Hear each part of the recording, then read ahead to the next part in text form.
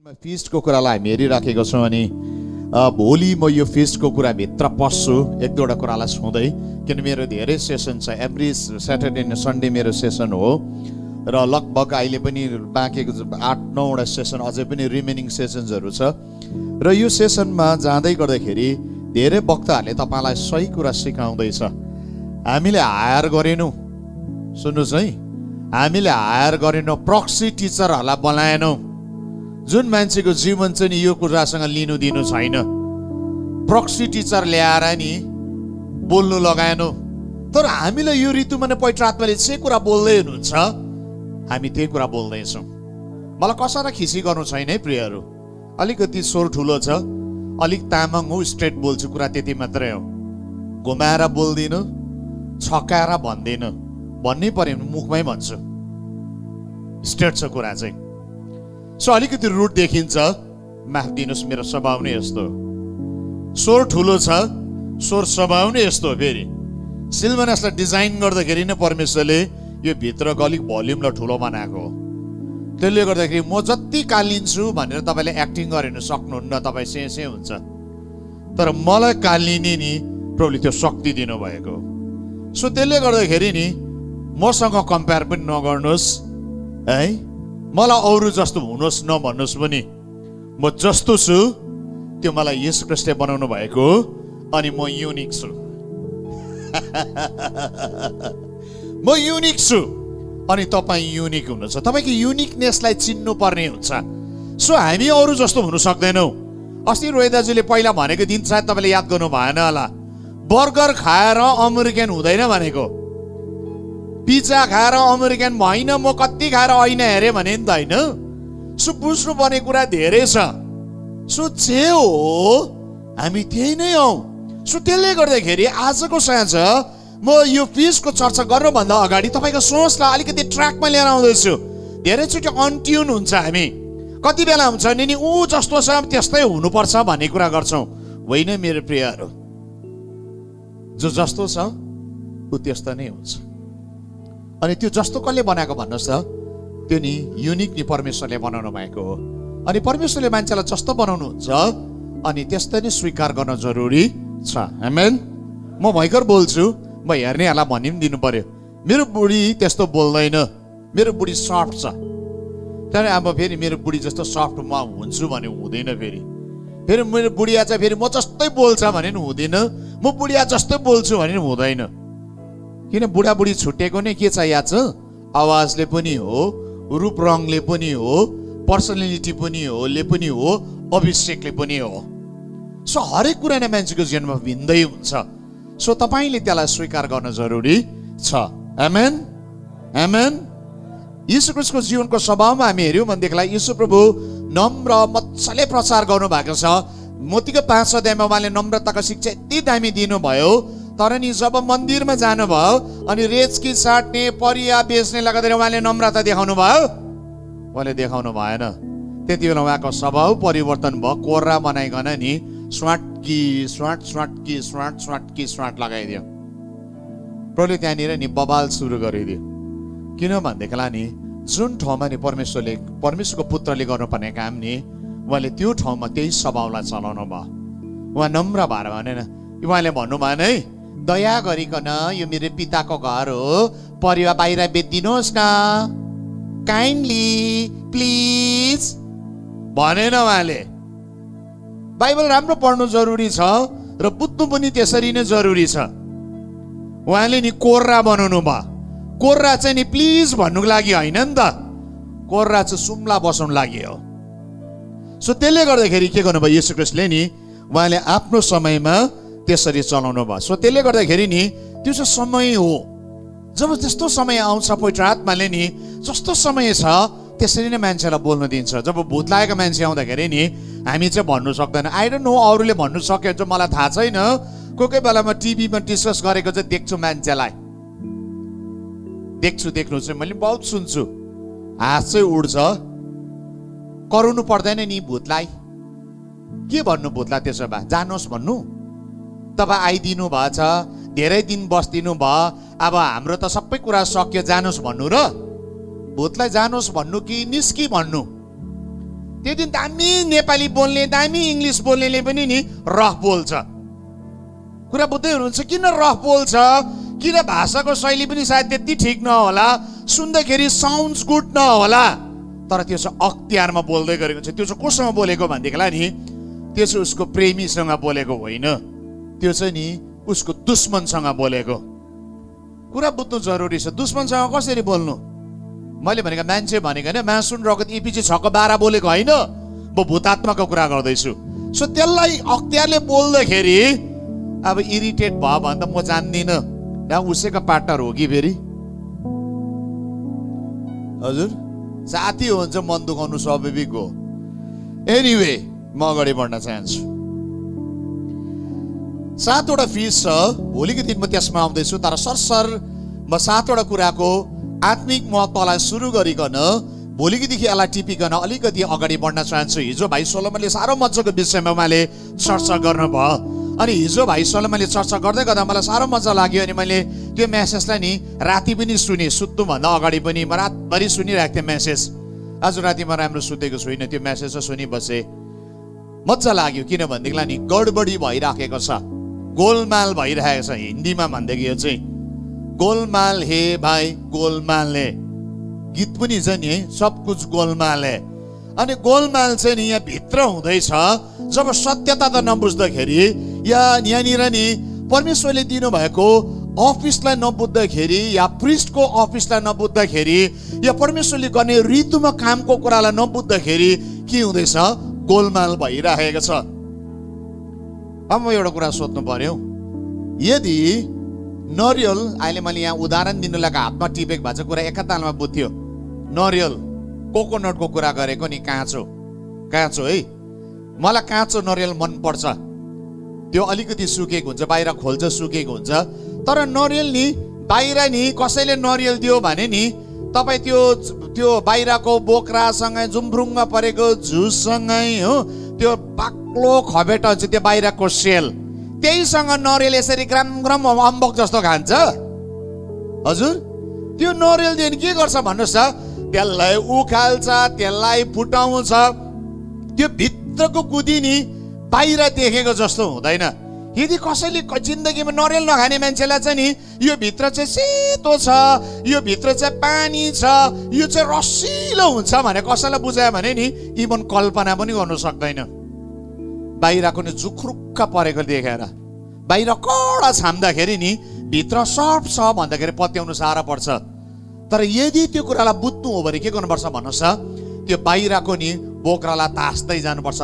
त्यो कडा पार्ट छ, साह्रो छ, त्यसलाई तास्नुपर्छ, त्यसलाई फुटाउनु पर्छ। जब भित्र गुदीमा पुग्छ नि त्यति बेला चाहिँ बुझ्छौँ हो रहेछ भनिकन। सुन्नुहोस् है, फिसको पनि नि बाहिर गुदीलाई नि जे भनिदियो, धेरैले नि बाहिरको बोक्रालाई भन्ने बित्तिकै भित्र गुदी भित्रै पसिगयो, फेरि सक्यो भनिकन। कुन चाहिँ पार्ट सक्यो, कुन चाहिँ पार्ट सकेको छैन, कुन चाहिँ कुरा चाहिँ यीशु ख्रीष्टले पुरा गर्नुभयो, कुन चाहिँ कुरा चाहिँ पुरा भएको छैन, येट टु कम, या त्यो कुरा पुरा हुनु बाँकी नै छ, आउनु बाँकी नै छ, त्यो कुरा चाहिँ मान्छेले बुझ्नै सकेन। यसकारण हामीले 40 दिन एक एकवटा कुरालाई बुझाउने कोसिस छ। तर म यो भन्दिनँ राज्यको कुरा 40 दिनमा बुझ्न सक्छ भन्ने त होइन होला, तर यो कुरा हामी बुझ्दैछौँ किन नयाँ ऋतुभित्र प्रभुले रहस्यको कुराहरू बोल्नु दिँदै हुनु हुन्छ। आमेन। ओके, 7वटा कुरा सजिलो छ। पासओभर छ, अनलिमिटेड ब्रेडको फिस्ट छ है, फर्स्ट फ्रुट छ, पेन्टिकोस्ट छ, फिस्ट अफ ट्रम्पेट छ, day of atonement, feast of tabernacle, 7वटा फिस्ट छ। अब हेर्नुहोस् है त, पासओभरमा चाहिँ यहाँनिर हामीले हेऱ्यौँ भने यीशु ख्रीष्ट नि कल्भरी क्रुसमा यीशु ख्रीष्टको क्रुसिफाईको कुरालाई बुझाउँदछ।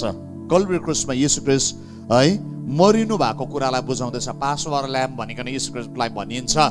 अनि जो चाहिँ यो फिस्टले पुरा गर्दै गर्दै गर्दै आउँदछ। हेर्नुहोस् है, म सरसर भन्छु किनभने म भित्र पस्न चाहिँ आज अनलिमिटेड अखमेरे रोटीको चाड भन्छ, जसमा चाहिँ यीशु ख्रीष्टलाई नि गाडियो, मृत्युबाट उहाँलाई गाडियो भन्ने कुरालाई बुझाइन्छ। फर्स्ट फ्रुटको कुरा छ, पहिलोटे फलको चाडले के भन्छ भने चाहिँ नि यीशु ख्रीष्टको बौराई उठेको कुरालाई बुझाउँदछ। फिस्ट अफ पेन्टिकोस्टले के बुझाउँछ भनेदेखिलाई नि पवित्र आत्मा यस पृथ्वीमा आउनुभयो भन्ने कुरालाई बुझाउँछ। सजिलो छ, हेर्नुहोस् है, पवित्र आत्मा यस पृथ्वीमा आयो भन्ने कुरालाई बुझाउँछ। पक्कै हो, किनभने आजभन्दा 2000 वर्ष अगाडि पेन्टिकोस्टको दिन 120 जनाले पवित्र आत्मालाई पाउनु भएको हो, त्यो पक्का हो। चारवटा कुरा नि, चारवटा चाड चाहिँ पुरा भइसक्यो। त्यो चाहिँ पुरा भयो। त्यो चाहिँ उहाँको पहिलो आगमनमा जब यीशु ख्रीष्ट यस पृथ्वीमा आउनुभयो मानिसको पुत्र बनिकन, उहाँले यो चारवटा कुरालाई पुरा गर्नुभयो। रह्यो अब तीनटा छ। अब तीनटाको के पुरा भयो अनि के चाहिँ पुरा हुन बाँकी छ? भोलिदेखि म यसको चर्चाभित्र जान्छु, तर अब तीनवटा कुराको म चर्चा गर्दैछु। अब रहेको छ 5औं नम्बर फिस्ट अफ ट्रम्पेट, तुरैको चाड। अब तुरैको चाडमा चाहिँ के छ? यीशु ख्रीष्टको दोस्रो आगमनको कुरालाई बुझाउँछ। सजिलो भाषामा भन्देको यीशु ख्रीष्टको दोस्रो आगमनको, उहाँको नि रिटर्नको कुरालाई बुझाउँछ। उहाँ यस पृथ्वीमा दोस्रो चोटि आउँदै हुनुहुन्छ। उहाँ दोस्रो चोटि आउँदै हुनुहुन्छ। यो चाड चाहिँ नि के हो भनेदेखिलाई नि, यो चाड चाहिँ फुलफिल भएको छैन। यो चाहिँ फ्युचरको कुरा हो। अब मैले बोलेको राम्रो बुझ्दैछ है? मत्ती 24 अध्याय यो कुरासँग मिल्छ कि मिल्दैन भन्नुहोस् त? यो चाहिँ फ्युचर हो, यो चाहिँ पास्ट होइन, यो चाहिँ फ्युचर हो। फ्युचर भनेको चाहिँ नि भविष्य भनेको नि उहाँ आउँदै हुनुहुन्छ। तर आज भोलि पर्सि एक्ज्याक्ट डेट त भनेको छैन, उहाँ आउँदै हुनुहुन्छ। आमेन। ओके, पहिलो कुरा फिस्ट अफ ट्रम्पेटको कुरा, डे अफ एटोइन्टमेन्ट। यीशु ख्रीष्टले न्याय गर्नुहुन्छ, किनभने दोस्रो आगमन चाहिँ प्रभु चाहिँ नि न्यायकर्ता भइकन यस पृथ्वीमा आउँदै हुनुहुन्छ। उहाँ न्याय गर्नको निम्ति आउनुहुन्छ। अब बचाउनु लागि होइन है, उद्धार गर्न निम्ति होइन। उद्धार गर्नु त उहाँ आइसक्नु भएको, तर उहाँ बचाउनु लागि होइन, उहाँ न्याय गर्नको निम्ति आउँदै हुनुहुन्छ। आमेन। फिस्ट अफ ट्याबरनेकलले के बुझाउँछ भनेदेखिलाई चाहिँ नि यीशु ख्रीष्ट चाहिँ अब मान्छेहरूसँग बस्नुहुन्छ। उहाँको नि उहाँ चाहिँ हामीसँग बस्नुहुन्छ। अनि भन्नुको अर्थ चाहिँ नि हामी यीशु ख्रीष्टसँग सधैँ राज्य गर्छौँ। आमेन। यो फ्युचर हो कि प्रेजेन्ट हो कि पास्ट हो? हजुर हजुर फ्युचर हो। सुन्नुहोस् है, यो डल्लै गर्ने नि के भनौँ,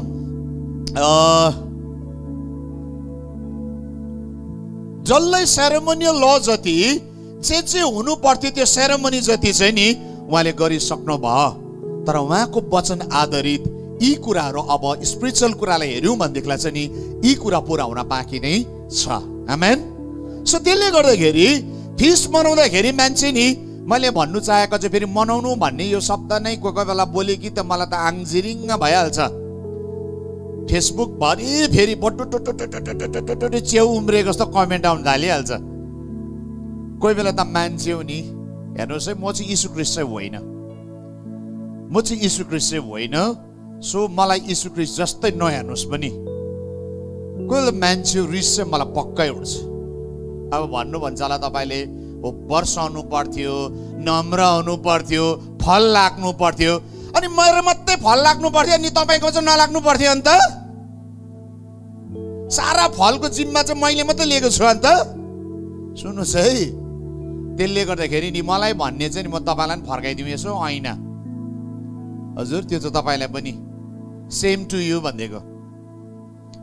त्यसले गर्दाखेरि के छ, हामीले बुझ्नुपर्ने जरुरी छ।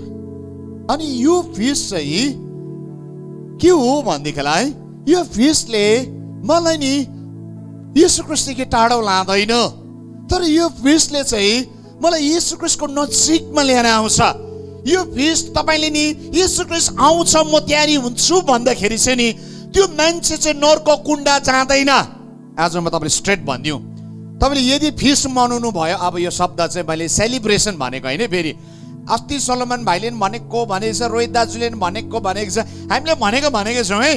आज पनि भन्दैछु, 7 दिन बादमा पनि सेलिब्रेसनको कुरा गरेको होइन, आत्मिक महत्त्वको कुरा, स्पिरिचुअल सिग्निफिकेन्सको कुरा गर्दैछु। सो यो कुरा यदि आत्मिक कुरालाई हामीले स्पिरिचुअल एस्पेक्टलाई हामी हेऱ्यौँ भनेदेखिलाई त्यसले मेरो आत्मिक जीवनलाई बेनिफिट हुन्छ, त्यसले मेरो आत्मिक जीवनलाई मद्दत पुग्छ, त्यसले मेरो आत्मिक जीवनमा थप सहायता हुन्छ। त्यसले गर्दा म तयारी हुन सक्छु, त्यसले गर्दाखेरि म यीशु ख्रीष्टसँग नि जोडिन सक्छु। आमेन। फिस्टको यदि महत्त्व तपाईँले बुझ्नु भयो भने तपाईँ यीशु ख्रीष्टदेखि टाढो हुनुहुन्न। फिसको महत्त्व बुझ्नुभयो भने तपाईँ येशू ख्रीष्टको नजिकमा हुन्छ। सुन्नुहोस् है, अब नजिकमा हुँदाखेरि चाहिँ कसरी चाहिँ भुल भयो फेरि? कुरा त यहाँ पनि आउँछ नि त। हजुर, नजिकमा हुँदा कसरी भुल भयो त? नजिकमा हुँदाखेरि कसरी पाप भयो त? के यो प्रभुसँग तयारी हुँदाखेरि चाहिँ मान्छे प्रभुले नर्क कुण्ड लान्छ र? प्रभुले लानुहुन्न। नर्क कुण्ड जाने चाहिँ थुप्रो तरिकाहरू छ। व्यभिचारले नर्क कुण्ड जान्छ, येशू ख्रीष्ट झुटो हो भन्दा नर्क कुण्डमा जान्छ, पवित्र आत्मा हौड्यो म पत्याउँदिन भन्दाखेरि नर्क कुण्ड जान्छ, ज्यानमारहरू नर्क कुण्ड जान्छ, ढटुवाहरू नर्क कुण्ड जान्छ, डरसेरुवाहरू नर्क कुण्ड जान्छ। के चाहिँ बाइबलले भन्छ यस्तो यस्तो मान्छेहरू चाहिँ नर्क कुण्ड जान्छ भनेर। महत्त्वहरू नर्क कुण्ड जान्छ, तन्त्र मन्त्र गर्नेहरू नर्क कुण्ड जान्छ। यो चाहिँ के भनेको छ? बाइबलले भनेको छ। सुन्नुहोस् है, तर यहाँ बाइबलले कहिले पनि भनेको छैन फिसलाई को कुरालाई महत्त्वलाई बुझ्यो भने यहुदी पनि हुँदैन, नर्क कुण्डमा जाँदैन। अब कहाँनिर मान्छेले यो पिसलाई जोडिदिएको? अब 7 दिन भयो मलाई भन्नुपर्छ जस्तो लाग्यो। सुन्नुहोस् है, अब तपाईँको मनमा पुरा छ, मलाई थाहा छ। जुडाइजम जो यहुदी धर्म हो, जुडाइजमलाई हामी हेऱ्यौँ भनेदेखिलाई जुडाइजमले आज पनि सेलिब्रेसनलाई जोड दिन्छन्। अनि जुडाइजमलाई हामी हेऱ्यौँ भनेदेखिलाई यो चाहिँ बिब्लिकल प्रोफेसी हो। इजरायल चाहिँ त्यो ठाउँ हो जुन चाहिँ ठाउँ चाहिँ परमेश्वरले नै छान्नु भएको ठाउँ हो। इजरायललाई मानु नमानु, आज इजरायलीलाई नि गाली दिउँ अरे माया गरौँ अरे जसुको गरौँ, तर बाइबलले चाहिँ यो कुरामा चाहिँ यरुसलेमको शान्तिको निम्ति प्रार्थना गर। हामीले चाहिँ यरुसलेमको लागि प्रार्थना गर्नु पर्यो। इजरायल चाहिँ नि चर्चको लागि घडियो, तर कतिजनाले मान्दैन। फेरि कहाँ हो, हामी त बराबर नगर्नु सेकी नगरौँ, जति नै भए पनि इजरायली नि हामीभन्दा अगाडि नै छ। यो चाहिँ मान्नुपर्ने कुरा हो। जति नै गर्नुहोस् यो संसारमा नि हामी नेपाली भन्दा चाहिँ इजरायली अगाडि नै छ। याद गर्नुहोस् है, हामी नेपालीहरूले फुर्के नदेखाउँदा पनि हुन्छ, धमास नदिँदा पनि हुन्छ। बाइबल नि इजरायलीहरूले लेखेको, परमेश्वरले पक्का प्रोत्साहन दिनुभयो आत्माले। तर यो बाइबल नि इजरायलीले नलेखेको भए नि आज तपाईँ नि मेरो हातमा पुरानो नियम हुन्थेन। सुन्नुहोस् है, यो डल्लै चाहिँ इजरायलीले गरेको हो। तर म यो भन्दिनँ तपाईँले इजरायललाई पुज्नुहोस् भनेको होइन नि त। सुन्नुहोस् है, तपाईँले इजरायललाई नि पुज्नुहोस् भनेको होइन। इजरायलको माटो र नि माटोले लगेर कानमा लगेर बुट्टी बनाएर बस्नुहोस्, यर्दन नदीको पानीको बुट्टी बनाउनुहोस् भनेको होइन। मुक्ति यर्दन नदीको पानीले नि दिँदैन, इजरायलको माटोले नि दिँदैन। तर माटो र पानी ल्यायो भने आरिस पनि त नगर्नुहोस् न त हौ, त्यो मान्छे त जानु पायो नि त। नजानेहरू त सन्तोक मान्नुहोस् न त अन्त। हजुर, कुरा त सफा छ कि छैन भन्नुहोस् त? नजानेले त के को आरिस? फेरि जानु पायो भने त जान्छ नि त। त्यो जानेले पनि लिएर आएको, तुरै बोकेर आएको थियो, त्यो जानेले नि सामदान बोकेर आएकै थियो, त्यो जानेले पनि के बोकेर आएको थियो। अनि अहिले उनीहरूले प्रचार गर्नु अरे जुडाइजम हो। अब एक दुईवटा त अब मुख फुस्की गयो भन्नै पर्यो। अब यो सुरु गर्नुभन्दा अगाडि यदि तुरै जुडाइजम भनेर प्रचार गर्यो भने यीशु ख्रीष्ट तुरैको आवाज आउँदैछ त अन्त। प्रकाशित वाक्यभरि तुरै छ त, पहिलो कोरिन्थीमा तुरै छ त, पहिलो थेसलोनिके 3 अध्यायमा तुरै छ त, तुरै नै तुरै छ त। प्रकाशित वाक्यमा त 7-7वटा तुरै बजाएको छ त। अनि त्यो सबै तुरै चाहिँ नि कि चाइनाको हुनुपर्ने कि तपाईँको घरमा बनाएको तुरै होला? हजुर, कुन चाहिँ मेड तुरै हो त्यो? हजुर, त्यो त येशू ख्रीष्टको स्वर्गको तुरै हो। त्यो सोफर एक दिन बज्छ। स्वर्गमा बजाउने कुरा यस पृथ्वीमा बजाउने कुन चाहिँ पाप लाग्यो त अन्त? तुरै फुक्दा कसलाई भूत लाग्यो? एक दुईजना भनिदिनुहोस् त। तुरै फुक्दाखेरि चाहिँ भूत गएको छ। हामीले फुक्दा चाहिँ गएको छ, तपाईँ कहाँ आउँदैछ भने चाहिँ तपाईँलाई अलिक प्रब्लमै होला। हामी त गवाइदिनु सक्छौँ, प्रमाण दिनु सक्छौँ। सुन्नुहोस् है, यो एरोगेन्ट भएर भनेको होइन, तर अब सत्य भन्न कर लागेको छ। किन भन्नुहोस् त? कुरा थाल्नु भयो नि त तपाईँहरूले। सत्य भन्नु कर लागेको छ। हामीले भूत लागेकोलाई तुरै फुक्दाखेरि नि भूत निक्लेर गएको छ। तुरै त अन्त भूतको होइन रहेछ त अन्त। तुरै त यहुदी होइन रहेछ त। यहुदी यहुदी यहुदी यहुदी भने बद्दैन त तुरै अन्त। मैले तुरै फुक्दा त यहुदी यहुदी यहुदी यहुदी यहुदी भने बजेको छैन त अन्त। परमेश्वरको महिमा गर्छ। भजन 150 ले तुरेको चर्को अवस्था परमेश्वरको महिमा भइरहेछ। सुन्नुहोस् है, अब फेरि तपाईँ त सामदान राख्नुहुन्छ, फेरि जोसाको त्यो सामदान देखेको खै दिमाग खाइसक्यो मलाई। व्हाट्सएपमा तपाईँहरू त दादा अगाडि नगएर नरिसाउनुहोस् ल, तपाईँ त जुटाइजम पति ढल्किँदै होला कि क्या हो? कसको शिक्षा सुनेको म बुझिहाल्छु त्यो मान्छेलाई।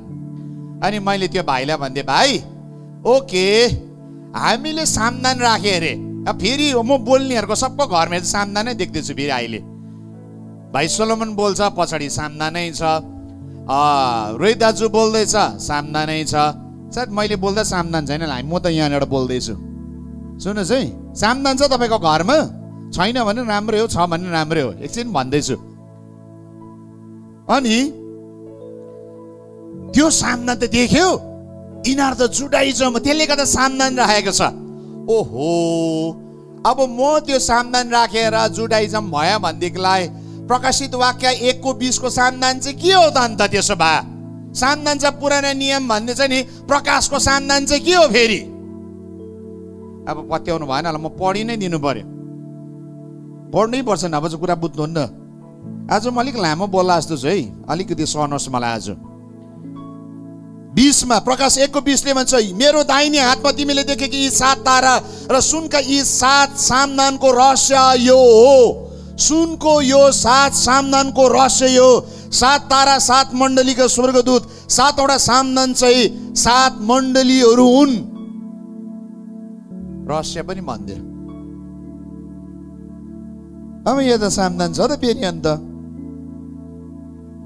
सुन्नुहोस् है, सामदानको रहस्य छ।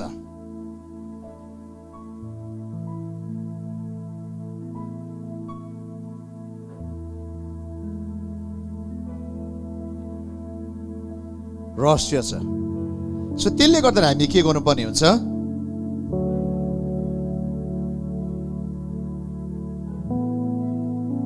प्रकाश 2:1 एफिससको मण्डलीको दूतलाई यो लेख, यी कुरा 7वटा तारा दाहिने हातमा लिने 7वटा सुनका सामदानका बीचमा हिँड्नु हुनेले भन्दछन्।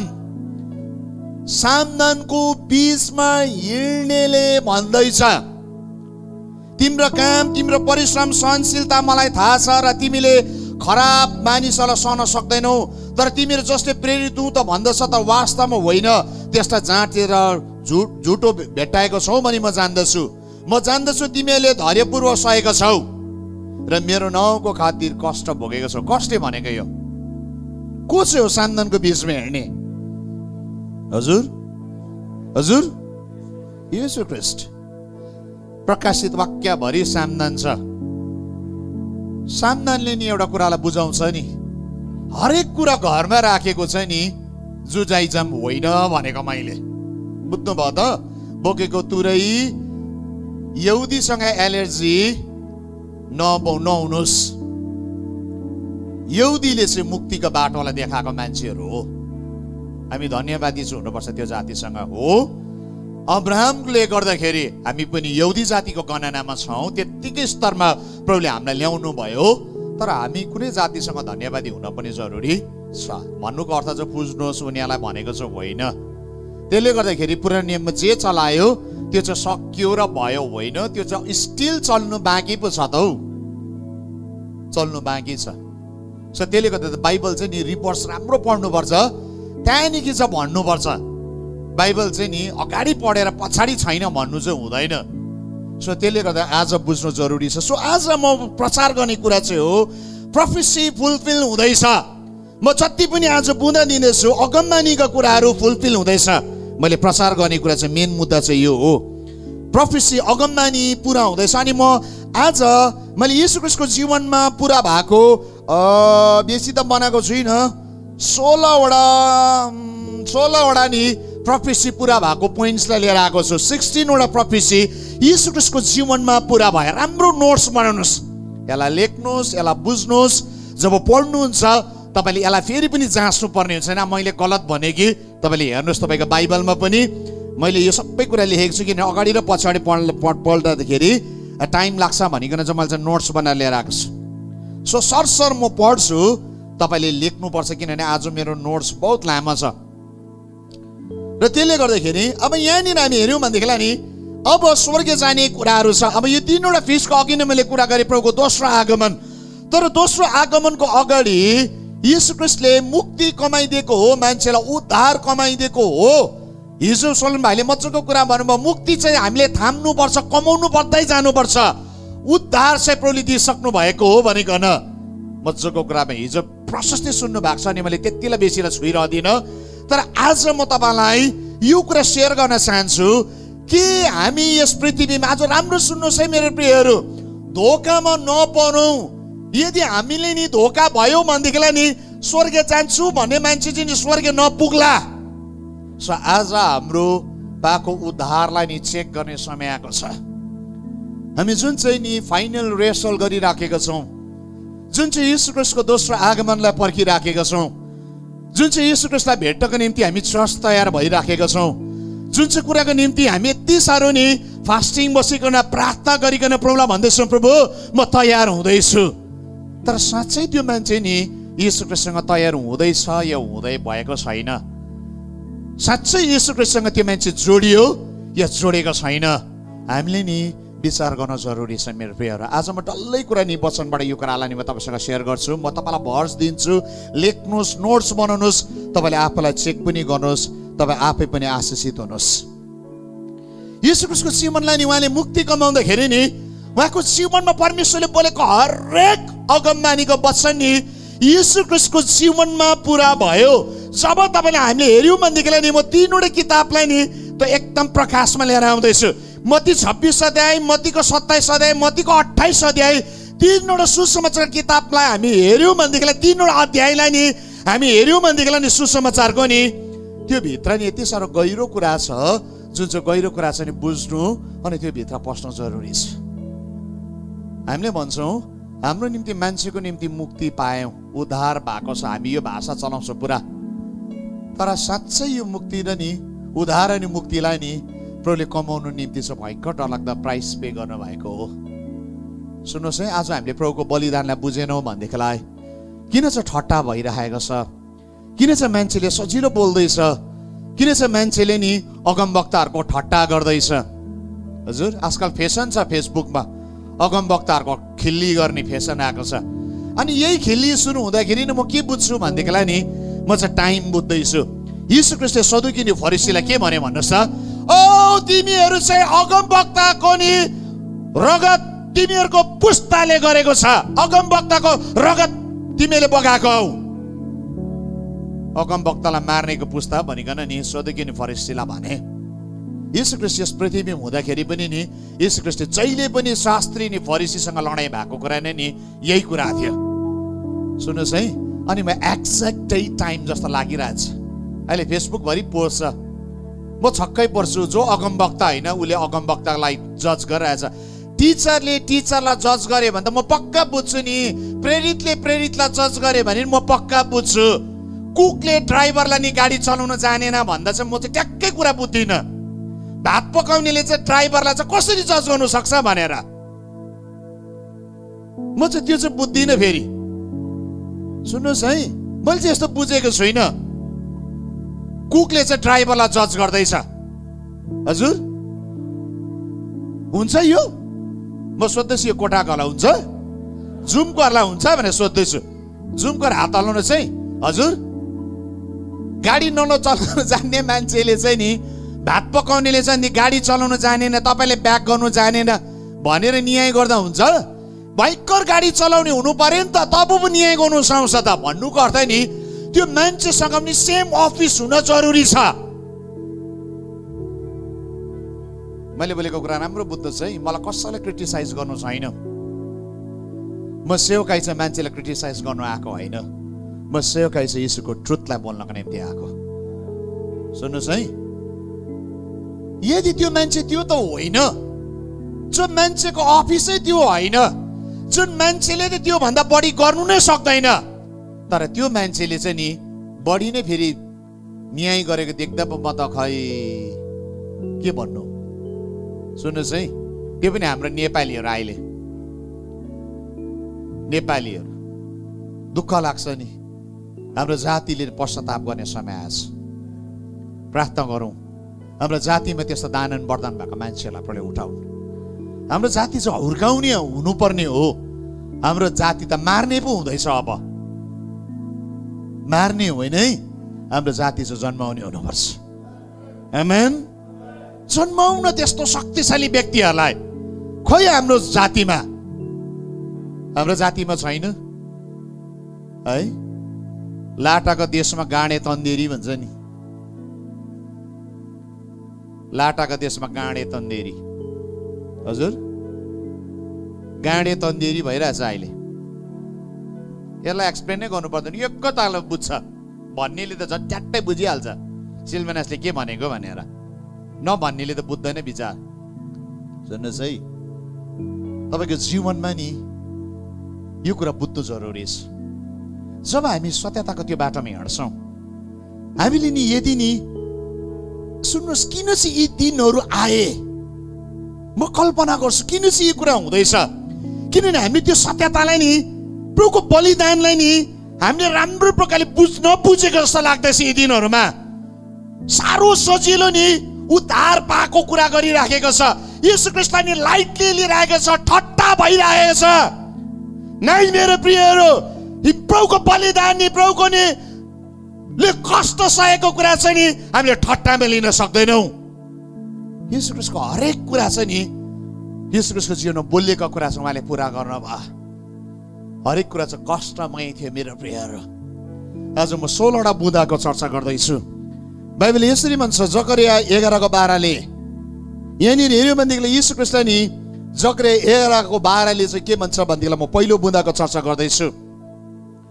तब मैले तिनीहरूलाई भने, तिमीहरूलाई असल लागे मलाई मेरो ज्याला देऊ, होइन भने राख।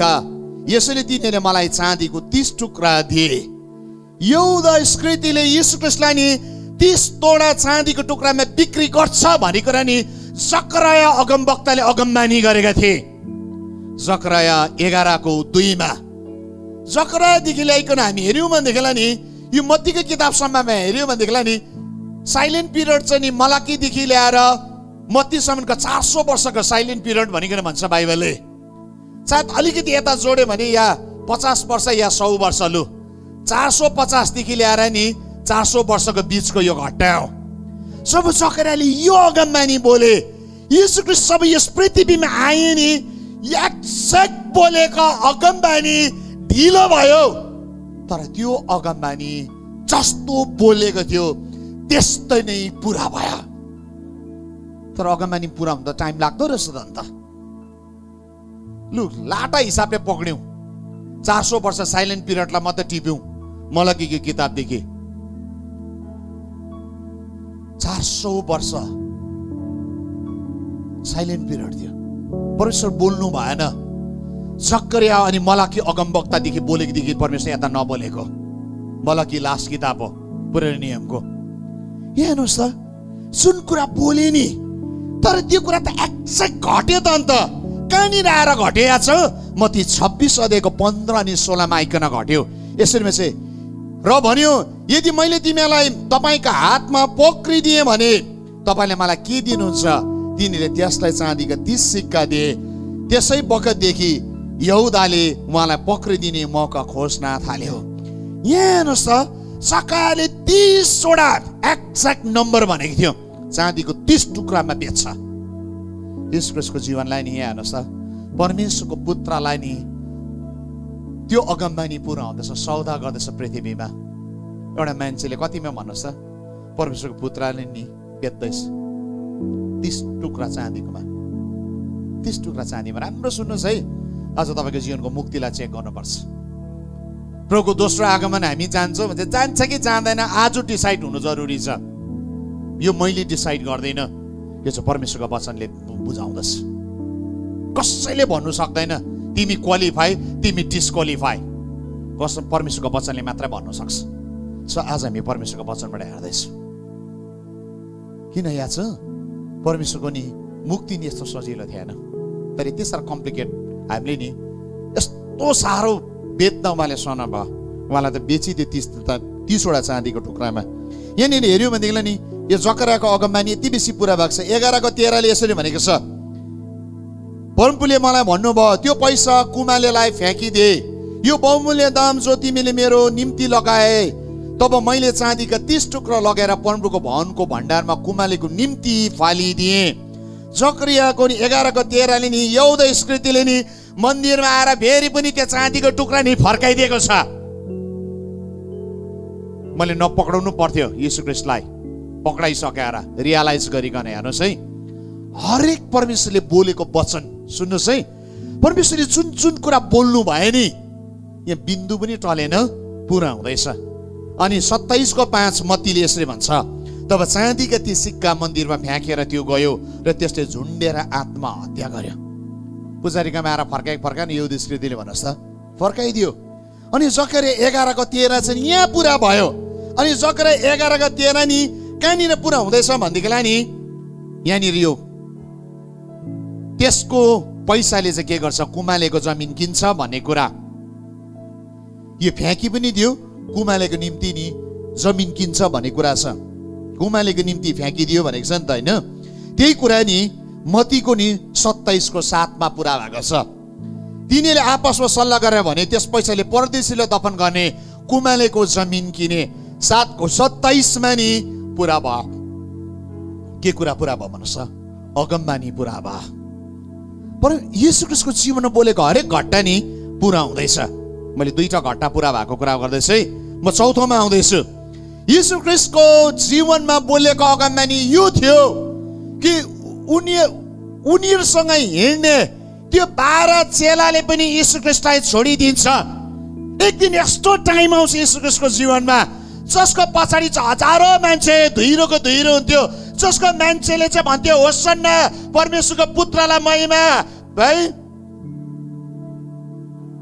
के भन्छ,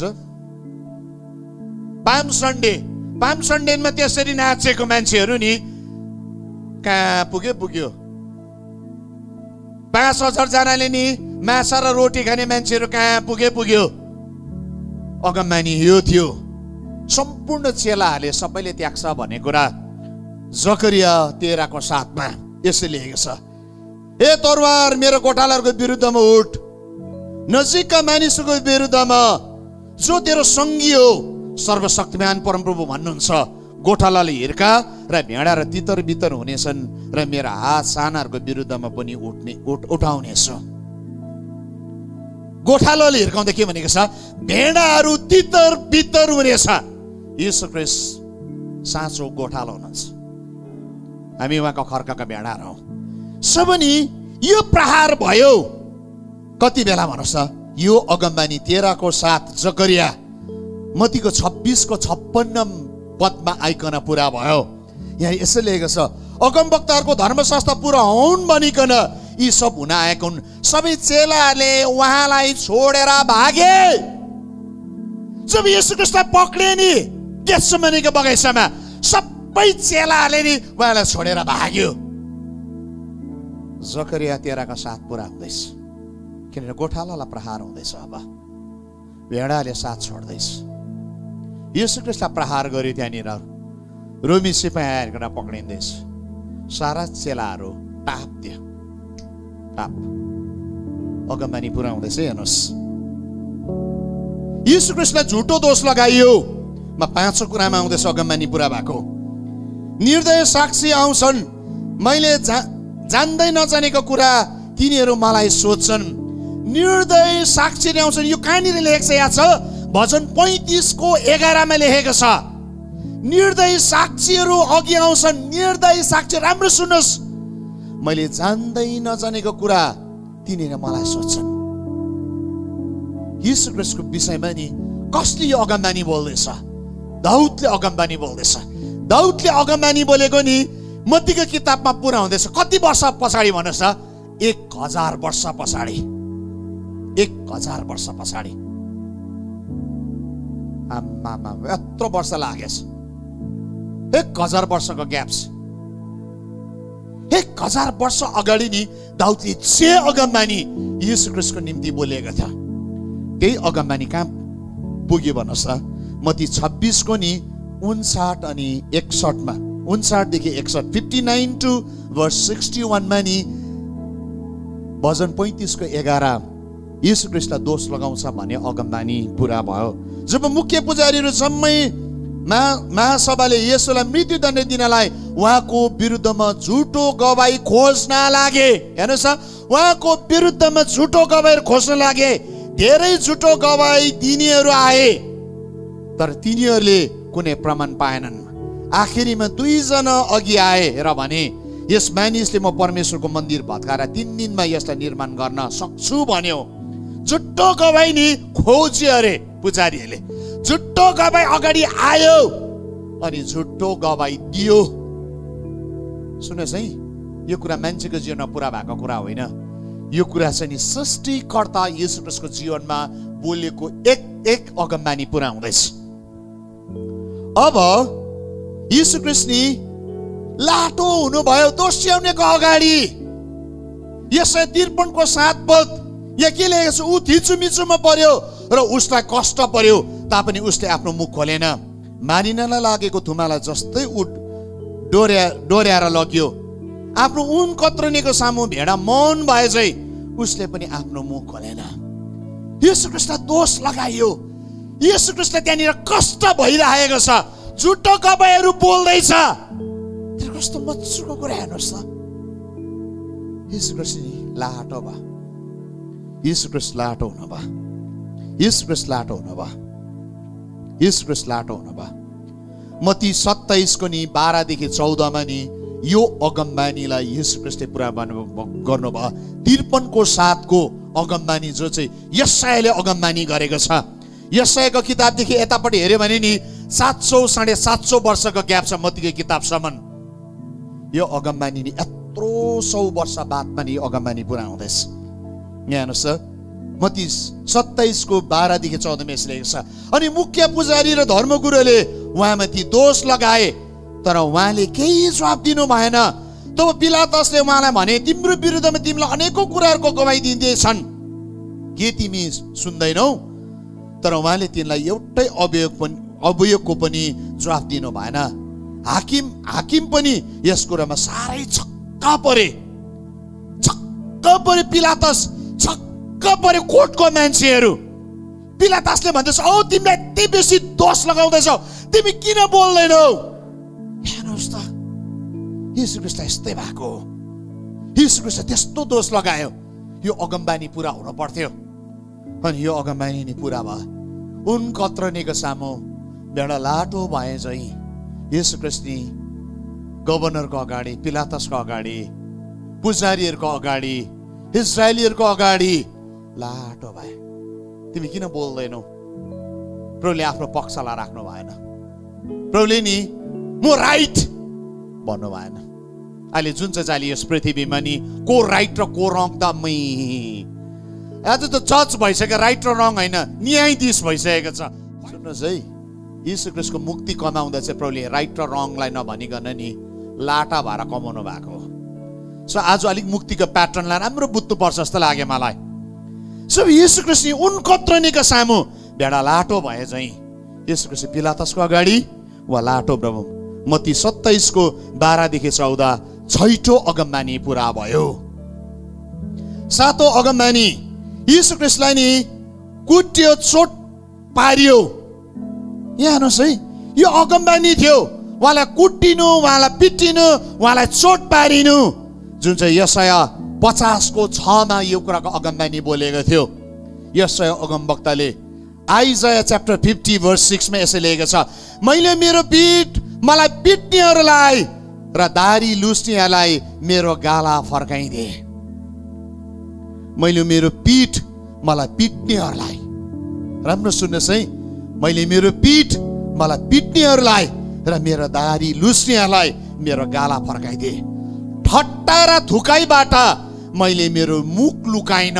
ठट्टा र थुकाइ ठट्टा खिल्लियो नि त, जोक गर्दैछ। तर येशू ख्रीष्टले चाहिँ मेरो मुख चाहिँ मैले लुकाइन। मलाई खिल्ली गर्छ, मलाई ठट्टा गर्छ, मेरो जोक गर्छ मेरो लागि, तर मेरो मुख लुकाइन। मलाई कुट्नेहरूको निम्ति मैले पीठलाई मैले नि पिट्नेहरूलाई नि मेरो पीठ बलिदिए, मेरो दारी लुस्नेलाई मेरो गाला फर्काइदिए। यहाँ दुख्दैन? यो बोल्दै गर्दा मलाई दुख्दैछ यहाँनिर। सृष्टिकर्ताले चाहिँ यसरी नै मुक्ति कमाएको, उद्धार चाहिँ यसरी कमाउँदैछ है। हेर्नुहोस्, आज मुक्ति पाएको मान्छेको स्वभाव चाहिँ भिन्दैछ। प्रभुले कमाएको कुरा चाहिँ यति पेनफुल छ, यति साह्रो पेनफुल। के यो पढ्दाखेरि रमाट हो र? के यो पढ्दाखेरि आनन्दको कुरा हो र? यो पढ्दा त कति पेनफुल छ त प्रभु, कस्तो दुखे त। उहाँले 39 कोरा खानु भयो त, उहाँलाई छडी लगाइयो त, उहाँलाई घुसीले हिर्कायो, उहाँको मुखमा थुकियो त। एक अगमबानी नि पुरा भयो। अनि कहाँनिर यो अगमबानी पुरा भएछ? यो अगमबानी नि मत्ती 26 को नि 67 पदमा आइकन पुरा भयो। जुन अगमबानी चाहिँ यस 50 को 6 को अगमबानी चाहिँ नि मत्ती 26 को 67 पदमा 67 म्याथ्यू च्याप्टर 26 भर्स 67 मा पुरा भयो। तब तिनीहरूले उहाँको मुख थुकेर उहाँलाई मुक्क लगाए, कसै कसैले यसो भन्दै थप्पड लगाए। देख्नुभयो, येशू ख्रीष्ट कुट्यो, येशू ख्रीष्ट थप्पड लगायो, कसैले नि थुक्यो। अनि जुन अगमबानी नि उहाँको निम्ति बोलिएका थियो, डल्लै अगमबानी नि उहाँको जीवनमा पुरा भयो। येशू ख्रीष्ट कुटेको म 7 वटा अगमबानी मैले सक्दैछु, 8 वटा कुरामा आउँदैछु। अब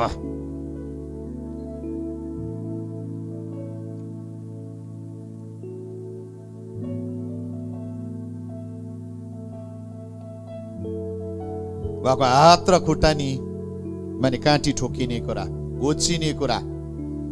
सुन्नुहोस् है, भजन 22 को 16 ले यसरी भन्छ, यसरी अगमबानी गरेको छ, कुकुरहरू मेरो चारैपट्टि छन्, कुकर्मीहरूको समूहले मलाई घेरेको छ, तिनीले मेरो हात र खुट्टा छेडेका छन्, तिनीले मेरो हात र खुट्टा छेडेका छन्। भजनको गायकले नि 1000 वर्ष अगाडि भजन 22 को 16 मा यो अगमबानी गरेको थियो। उहाँलाई किल्ला ठोकिन्छ, उहाँलाई हात र खुट्टा छेड्छ भन्ने कुरालाई। अनि त्यही एक्ज्याक्ट अगमबानी लुका 23 को 33 मा 4 शुभ समाचार भित्र यो कुरालाई लेखेको छ नि पुरा भयो। के लेखेको छ भन्नुस् त? जब तिनीहरू खप्परे भन्ने ठाउँमा आए, तब तिनीहरूले उहाँलाई क्रुसमा टाँगे र ती अपराधीहरू मध्ये एकजनाले दाहिनेपट्टि र अर्कोलाई देब्रेपट्टि क्रुसमा टाँगे। किल्ला ठोकिकन नि उहाँलाई क्रुसमा टाँगे। जुन अगमबानी बोलेको थियो, त्यो अगमबानी नि न्यारा पुरा भयो। न्यारा लुका नि 23 को 33 मा आइकन पुरा भयो। यीशु ख्रीष्टलाई नि क्रुसहरूसँग, दोषीहरूसँग क्रुसमा टाँगिन्छ भने अगमबानी थियो, जसो यशाया 53 को 12 मा लेखेको छ। चोरहरूसँग, अपराधीहरूसँग क्रुसमा टाँगिन्छ भनिकन परमेश्वरको पुत्र हेर्नुहोस् है, उहाँको स्ट्यान्डर्डलाई घटाएर कहाँ पुर्याइदियो? दोषीहरूसँग। 53 को 12 म 9 अगमबानी पुरा भएको कुरालाई पढ्दैछु। यसकारण महानहरूसँगै उसलाई पनि म एक भाग दिनेछु, उसले लुटको माल सामर्थ्यसँग बाँड्नेछन्, किनभने उसले आफ्नो जीवन मृत्यु खन्यायो र ऊ अपराधीहरूको गन्तीमा गर्यो, किनकि उसले धेरैको पाप बग्यो र उसले अपराधीहरूको निम्ति मध्यस्थ गर्यो। ऊ अपराधीहरूको गन्तीमा गन्यो, अपराधीहरूको गन्तीमा गन्यो। क्रुसको देब्रे र दाहिनेपट्टि को थियो भन्नुहोस्? अपराधीहरू। अनि यीशु ख्रीष्ट निर्दोष, यीशु ख्रीष्ट पनि के छ? अपराधीहरूको गन्तीमा गन्यो। सुन्नुहोस् है, यीशु ख्रीष्ट माथिदेखि नि झरेको झरेकै झरेको झरेकै झरेको झरेकै छ। यीशु ख्रीष्ट झर्दैछ तल। मैले बोलेको कति बुझ्नुभयो मलाई थाहा छैन, तर यीशु ख्रीष्टको नि डल्लै नि परमेश्वरको पुत्रको नि स्वभावको कुरा चाहिँ झर्दैछ। तला तला तला तला तला तला कुट्टै खाँदै पिट्टै खाँदै तला तला तला तला तला तला झरिसक्यो। अब कहाँ आइपुग्यो भन्नुहोस् त? यीशु प्रभु चाहिँ नि दोषीहरूसँग, अपराधीहरूसँग क्रुसमा टाँगिँदैछ। यही कुरा चाहिँ नयाँ नियममा 27 को 38 मत्तीमा आइकन पुरा भयो। मत्ती 27 को 38 मा उहाँसँगै 2 जना डाकुहरू क्रुसमा झुन्डाएका थिए, एउटा उहाँको दाहिनेपट्टि, अर्को देब्रेपट्टि। उहाँसँगै डाकुहरू क्रुसमा झुन्डाएका थिए, अपराधीहरू नि उहाँसँग नै झुन्डाएका थिए। अपराधीहरू कहाँनिर झुन्डाएका थिए? क्रुसमा, देब्रेपट्टि र दाहिनेपट्टि। जुन कुरा बोले नि त्यही कुरा पुरा हुँदैछ। 10औं अगमबानी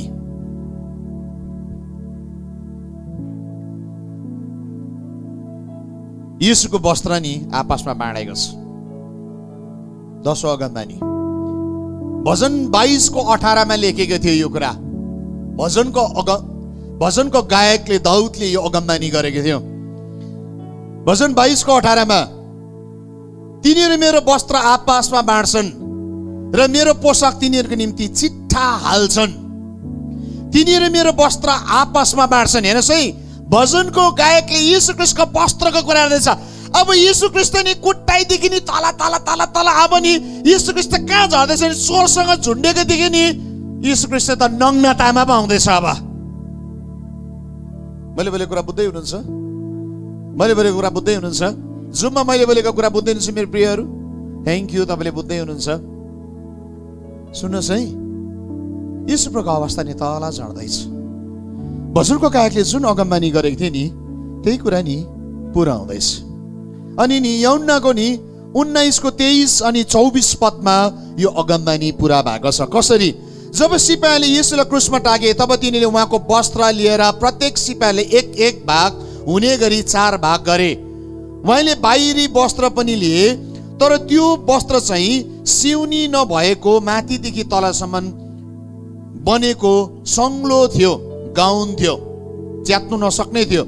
यसकनु तिनीहरूले आपसमा भने यो चाहिँ नच्यातौँ, तर यो कसको हुने हो भनी चिट्ठा हालौँ, धर्मशास्त्र पुरा होस् भनेर नै यो भएको थियो। तिनीहरूले त्यो वस्त्र आफू आफूमा बाँडे र बाहिरी वस्त्र चाहिँ चिट्ठा हाले।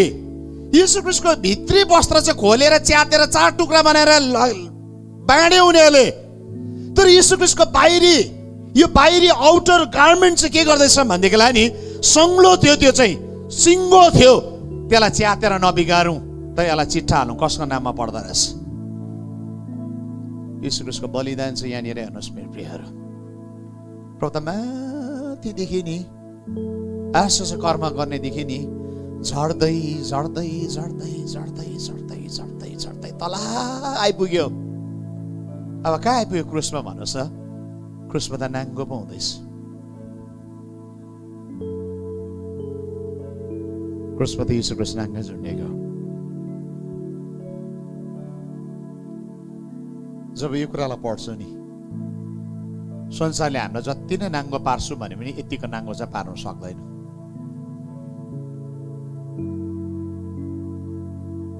ख्रीष्ट नि यीशु ख्रीष्ट नि क्रुसमा नाङ्गै हुनुभयो। भजन 22:18 चाहिँ पुरा भयो। कहाँनिर पुरा भयो भन्दैला नि यूहन्ना 19:23 अनि 24 पदमा यीशु ख्रीष्ट नि वस्त्र नि चिट्ठा हालिकन नाङ्गै भइकन पुरा भयो। अब नि 11औं अगमबानी पुरा भएको कुरालाई चर्चा गर्दैछु। यीशु ख्रीष्टको जीवन झर्दैछ अब अझै तल, नाङ्गो छ, चोट खाएको छ, पीडा छ, अझै टर्चर सुरु हुँदैछ। के छ भनेदेखिलाई नि यीशु ख्रीष्टलाई नि बोलाउँदैछ भिनिगर खानुको लागि। भिनिगर चाहिँ गुलियो हुन्छ,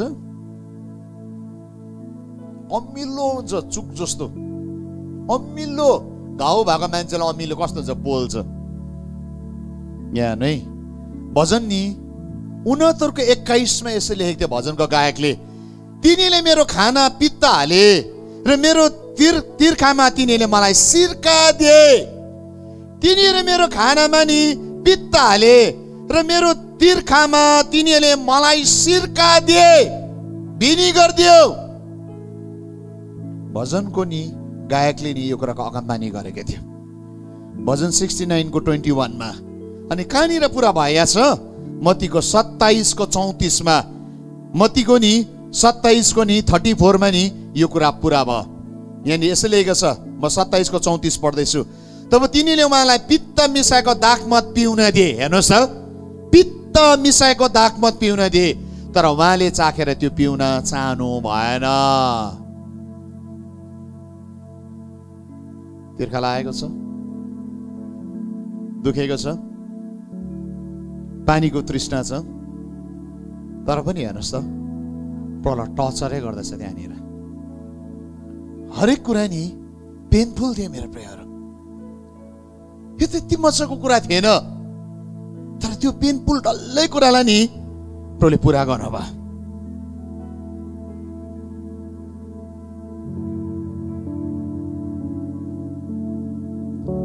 उहाँले रुनु भयो, परमेश्वरले त्याग्यो भनिकन। येशू ख्रीष्टको निम्ति भयङ्कर पेनफुल कुरा थियो।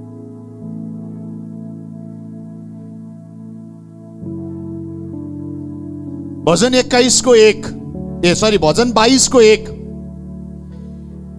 हे मेरो परमेश्वर, हे मेरो परमेश्वर, तपाईले मलाई किन त्याग्नु भएको छ?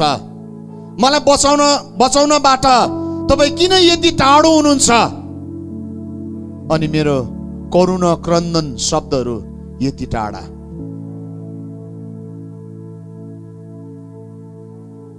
मत्ती 27:46 नि यो अगमबानी पुरा भयो। 3 बजेतिर येशू यसो भनेर ठुलो स्वरले कराउनु भयो, एलोई एलोई लामा सबक्तिनी, अर्थात् हे मेरो परमेश्वर, हे मेरो परमेश्वर, तपाईले मलाई किन त्याग्नु भएको छ? भजनको गायकले नि 22:1 सुन्न अगमबानी गरे। येशू प्रभुको लागि यति साह्रो पेनफुल थियो त्यो मोमेन्ट चाहिँ नि, क्रुसमा नि सबले त्यागेको बेलामा नि येशू प्रभुलाई यो कुरा भइरहेको थियो, परमेश्वरले पनि त्याग्नु भएको छ भनिकन।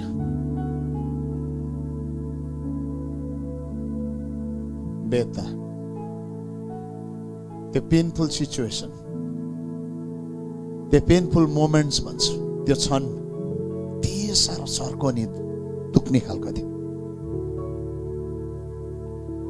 प्रभुले कराउनु भयो अनि आफ्नो प्राणलाई त्याग्नु भयो। अगमबानी थियो येशू ख्रीष्टको हड्डी भाँचिँदैन भन्ने कुरा, त्यस्तो कराएर उहाँले नि आफ्नो प्राणलाई त्याग्नु भएको। सुन्नुहोस् है, मरिसक्यो र पनि नि येशू प्रभुलाई टर्चर दिने कुरा जारी नै थियो। सुन्नुहोस्, आज मुक्ति त कस्तो लाइटली प्रभुले कमाइदिएको होइन, त्यति लाइटली छैन। यो छ एक कुरा नि प्रोफेसी फुलफिल हुनु नि प्रभुले प्राइस पे गरेको छ। एकछिनमा म फर्केर आउँछु। येशू ख्रीष्टको हड्डी भाँचिँदैन भनिकन नि भजन 34:20 अगमबानी गरेको थियो। परमले त्यसको सबै हड्डीहरूको रक्षा गर्नुहुन्छ, तिनमा एउटै पनि भाँचिँदैन। परम प्रभुले तिनको हड्डीहरूको रक्षा गर्नुहुन्छ, तिनमा एउटै पनि भाँचिँदैन। यूहन्नाको 19:33 आइकन नि यो अगमबानी पुरा भयो। जब तिनीहरू येशूको आए, तिनीले देखे कि उहाँको मृत्यु अघि नै भइसकेको रहेछ, उहाँको खुट्टा भाँचिएनन्। अरू चोरहरूलाई नि खुट्टा भाँचेर नि मारिदिएको हो, उनीहरू त्यसरी मरेको हो। तर अघि नि येशू ख्रीष्ट 3 बजे, येशू ख्रीष्ट 9 बजे बिहान क्रुसमा टाँगेको हो। 6 घण्टा बादमा नि कष्टमै 6 घण्टा प्रभुले नि सहन पर्यो क्रुसमा। 6 आवर्स, 9, 10, 11, 12, 9, 10, 11, 12, 1, 2, 3, 6 घण्टा कष्टमै 6 घण्टा नि 6 आवर्स प्रभुले क्रुसमा बिताउनु पर्यो। 6 घण्टा पछाडि नि येशू ख्रीष्ट मरे, एली लामा सबक्तिनी, हे मेरो परमेश्वर, हे मेरो परमेश्वर, मलाई किन त्याग्नु भयो? मैले आफ्नो प्राणलाई त्याग्नु भयो। खुट्टा भचाउँदै आयो, तर परमेश्वरले को वचनले भनेको थियो, येशू ख्रीष्टको हड्डीको रक्षा चाहिँ म गर्छु। कसले? उहाँको डेड बडी नि हड्डी भाँचिएन। सुन्नुहोस्, यति साह्रो गहिरो कुरा छ, अहिले तपाईँले बुझ्नुहुन्न। म लास्ट मेसको कन्क्लुजनमा फर्केर आउँछु। येशू ख्रीष्टको खुट्टाको हड्डी भाँचिएन, भाँचिन पाएन। येशू ख्रीष्ट मरिसक्नु भएको थियो, तर नि त्यो चेक गर्नु लागि नि भालाले कोखामा जो रोपे, फेरि डेड बडीलाई चेक गर्दैछ भालाले घोचिकन। सुन्नुहोस् है, कहाँ शान्ति छ र? मरिसकेपछि कहाँ इज्जत छ र? मरिसकेपछि नि कहाँनिर सम्मानले गाड्यो त? यहाँ हेर्नुहोस् है, अझ पनि सुरु भइरहेछ माथि। जुन अगमबानी थियो जकरिया 12:10, जकरिया 12:10 ले चाहिँ यीशु प्रभुको कोखामा चाहिँ भाला हिर्काउँछ भन्ने कुरालाई चाहिँ अगमबानी गरेको थियो। अनि म दाउदको घराना र यरुशलेमको बासिन्दामाथि अनुग्रह नम्र निवेदन गर्ने आत्मा खनिनेछु। तिनीहरू मलाई हेर्नेछन् जसले तिनीहरूलाई घोचेका छन्। जसरी एकमात्र छोराको लागि कोही शोक गर्दछ त्यसरी नै तिनीहरू उनको लागि शोक गर्नेछन्। पहिलो जन्मेको पुत्रको निम्ति गरे जस्तै शोक गर्नेछन्। अघि नि यहाँनिर के जसलाई तिनीहरूले घोचेको छन्। जसलाई घोचेको छ, कहिले घोचेको छ? भालाले। तपाईँले लेखेर पढ्नुपर्छ, यो भर छैन, अब बुझ्दैन कुरा। अब यही जकरिया 12:10 कहाँ आएर पुरा भएछ? यूहन्ना 19:34 आइकन पुरा भयो। तर सिपाहीहरू एकजनाले उहाँको कोखामा भालाले घोच्यो र तुरन्त रगत र पानी निस्क्यो। यहाँ हेर्नुहोस् त, उहाँको कोखा नि भालाले रोप्यो। डेड बडी, प्रभु मरिसक्नु भयो। तर पनि हेर्नुहोस्, विश्वास गरेन, भालाले घोच्दैछ। किन? त्यस्तो लास्टसम्म चेक गर्दैछ प्रभु मरि कि मरेन भन्ने कुरालाई। चेक भयो, रगत र पानी मात्रै निक्ल्यो। यीशु ख्रीष्ट मर्यो। जब यीशु ख्रीष्ट त्यो मरेको त्यो उयो छ, एउटा अगमबानी पुरा भयो चाहिँ।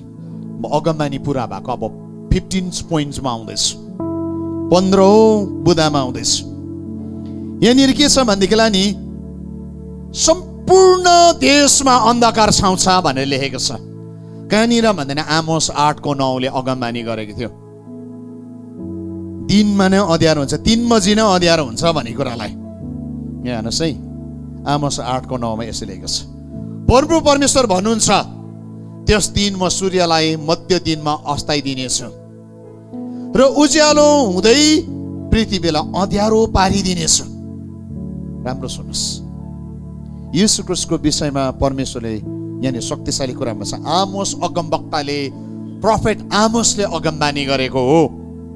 परमप्रभु भन्नुहुन्छ, त्यस दिन म सूर्यलाई मध्य दिनमा अस्ताइदिनेछु। मिड डेमा नि घाम चाहिँ के हुन्छ? अस्ताउँछ। यहाँ हेर्नुहोस् है, र उज्यालो हुँदै पृथ्वीलाई अँध्यारो पारिदिन्छु। उज्यालो हुँदा पृथ्वी अँध्यारो भयो। अगमबानी थियो। अनि यो अगमबानी कहाँनिर पुरा भइहाल्छ? मत्ती 27:45 अब मध्य दिनदेखि 3 बजीसम्म भनेपछि 12 बजीदेखि हो नि त। मध्य दिन भनेको चाहिँ 12 दिन, नुन। 12 बजीदेखि नि 3 बजीसम्म सारा देशमा अन्धकार भयो। पुत्र यीशु ख्रीष्ट जब मरे नि अन्धकार भयो। यस पृथ्वीमा नि, पृथ्वीको नि टाइम र सिजनलाई चेन्ज गर्दैन उहाँले। कुरा बुझ्नुहोस्, अब गहिरो कुरा छ। पृथ्वीमा उज्यालो हुन्छ। उत्पत्तिको नि पहिलो अध्यायमा उहाँले बनाउनु भएको थियो, दिनमा नि उज्यालो दिने ज्योति घामलाई, रातमा उज्यालो दिने चन्द्रमालाई, मुनलाई बन्द गरिदिनु उहाँले। परमेश्वरले जे पनि गर्न सक्नुहुन्छ। पृथ्वी सुरु भएको दिनदेखि अहिलेसम्म सायद 4000 वर्षसम्म हिब्रू क्यालेन्डर अनुसार यीशु ख्रीष्ट मर्दाखेरि 4000 भएको छ। 4000 वर्षसम्म यस्तो घटना घटेको थिएन। तर पृथ्वी बनेको 4000 वर्षमा एउटा घटना घट्दैछ। मध्य दिनमा के हुँदैछ? अँध्यारो हुँदैछ। किन? परमेश्वरले नि जे कुरा बोल्नुहुन्छ नि उहाँले त्यो कुरालाई पुरा गर्नु नै हुन्छ। यो चाहिँ मान्छेको कुरा होइन मेरो प्रियहरू, यो चाहिँ परमेश्वरको कुरा हो। अगमबानी अब 16 पोइन्टमा आउँदैछु। यहाँ यसो लेखेको छ, यीशु ख्रीष्टलाई चाहिँ नि धनीको च्यानमा गाडिन्छ भन्ने अगमबानी थियो। हेला भयो, यस्तो हेला भयो, क्रससम्म मर्यो, हेला छ, तर गाडिनु छ धनीको टुममा नि गाडिँदैछ, च्यानमा।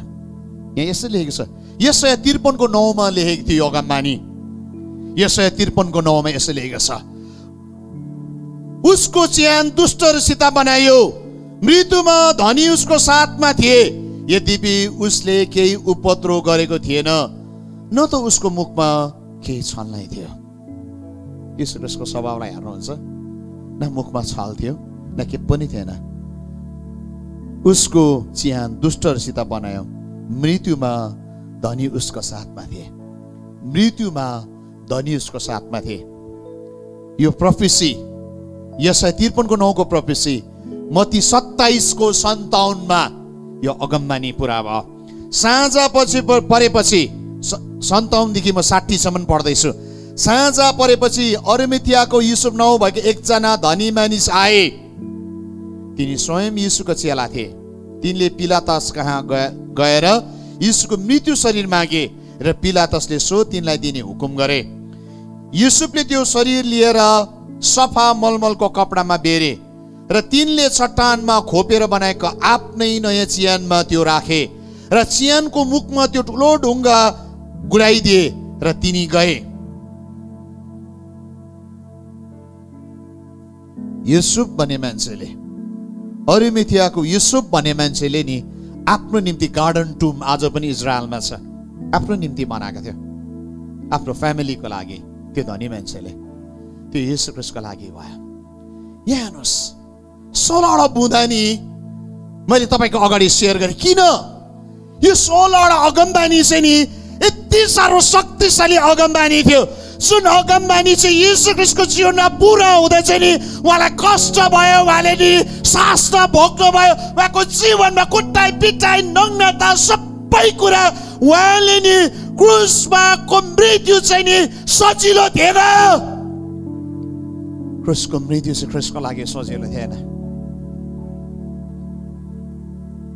परमेश्वरले मान्छेको पापको लागि उहाँलाई त्यो सजाय दिनु भयो, जुन सजाय चाहिँ तपाईँ नि मेरो पापको लागि थियो। जुन चाहिँ डल्लै अहिले खाएको शासना चाहिँ नि त्यो चाहिँ आदमसँग तपाईँ नि मैले गरेको पापले गर्दाखेरि थियो, ओदनको बगैँचामा गरेको भुलले गर्दाखेरि थियो।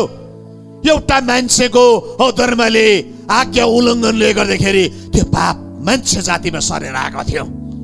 तर एउटा दोस्रो मान्छेले, दोस्रो आदमले त्यो पापलाई बोक्नु भयो, यीशु ख्रीष्ट, जसले चाहिँ डल्लै आदमको कष्ट प्रले सहनु भयो।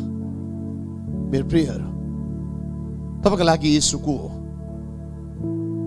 डिबेट गर्ने यीशु ख्रीष्ट हो?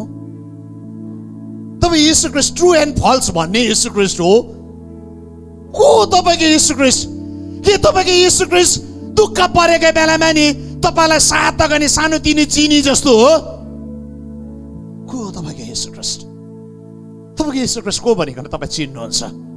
के तपाईँको यीशु ख्रीष्ट स्वर्ग लाने नि ट्राभल एजेन्ट हो? स्वर्ग लाने? सर, तपाईँको यीशु ख्रीष्ट तपाईँको सृष्टिकर्ता हुनुहुन्छ। मेरो प्रियहरू, यीशुको महत्त्वलाई बुझ्न जरुरी छ। यीशुको बलिदानलाई बुझेन भनेदेखिलाई हामी त्यो यीशु ख्रीष्टलाई माया गर्न सक्दैनौँ। यदि त्यो यीशु ख्रीष्टलाई नि त्यो मायामा फसेको छैनौँ भनेदेखिलाई नि हामी अरूलाई माया गर्न सक्दैनौँ। मेरो प्रियहरू, म यीशु ख्रीष्टलाई त्यसकारण माया गर्छु, त्यसकारण सत्यता बोल्नको निम्ति उभिन्छु। किन मेरो यीशु ख्रीष्टले चाहिँ त्यो बलिदान नि मेरो निम्ति उहाँले तिर्नु भएको हो। यस्तो बलिदान, जुन चाहिँ बलिदान त म कल्पना पनि गर्न सक्दिनँ, म कल्पना पनि गर्न सक्दिनँ त्यस्तो कुराको। तर मेरो निम्ति यीशु ख्रीष्टले त्यो बलिदान गर्नुभयो। तर मजाको कुरा, किन चाहिँ त्यो बलिदान भयो त? किन चाहिँ यो 16 अगमबानी पुरा भएको चर्चा गरेँ मैले? तर यो 16 अगमबानी अहिले मैले चर्चा गरेँ, म अरूको कुरा पनि चर्चा गर्दैछु। तर यस बिचमा ख्रीष्टले नि मान्छेलाई माया गरेको थियो। ख्रीष्टको माया चाहिँ नि फाइनल अल्टिमेट कुरा चाहिँ नि तपाईँ मेरो लागि थियो। यो कुरा चाहिँ तपाईँ म चाहिँ नि नाश नहोस्, यौन 3 को 16 थियो। परमेश्वरले संसारलाई यस्तो प्रेम गर्नुभयो, उहाँले एकलौतै पुत्रलाई दिनुभयो, उहाँमाथि विश्वास गर्ने प्रत्येक नाश नहोस् तर त्यसले अनन्त जीवन पाओस्। यो बलिदानको उद्देश्य चाहिँ नि अनन्त जीवन थियो। बलिदानको उद्देश्य चाहिँ नि ख्रीष्टले कमाएको डल्लै कुरालाई अधिकार गर्नु थियो। बलिदानको उद्देश्य चाहिँ नि अनन्त जीवनको साथमा चाहिँ नि अधिकार र अख्तियारलाई नि पाइकन चलाउनु थियो। ख्रीष्टको पूर्णता ज्ञानमा नि बढ्न दियो।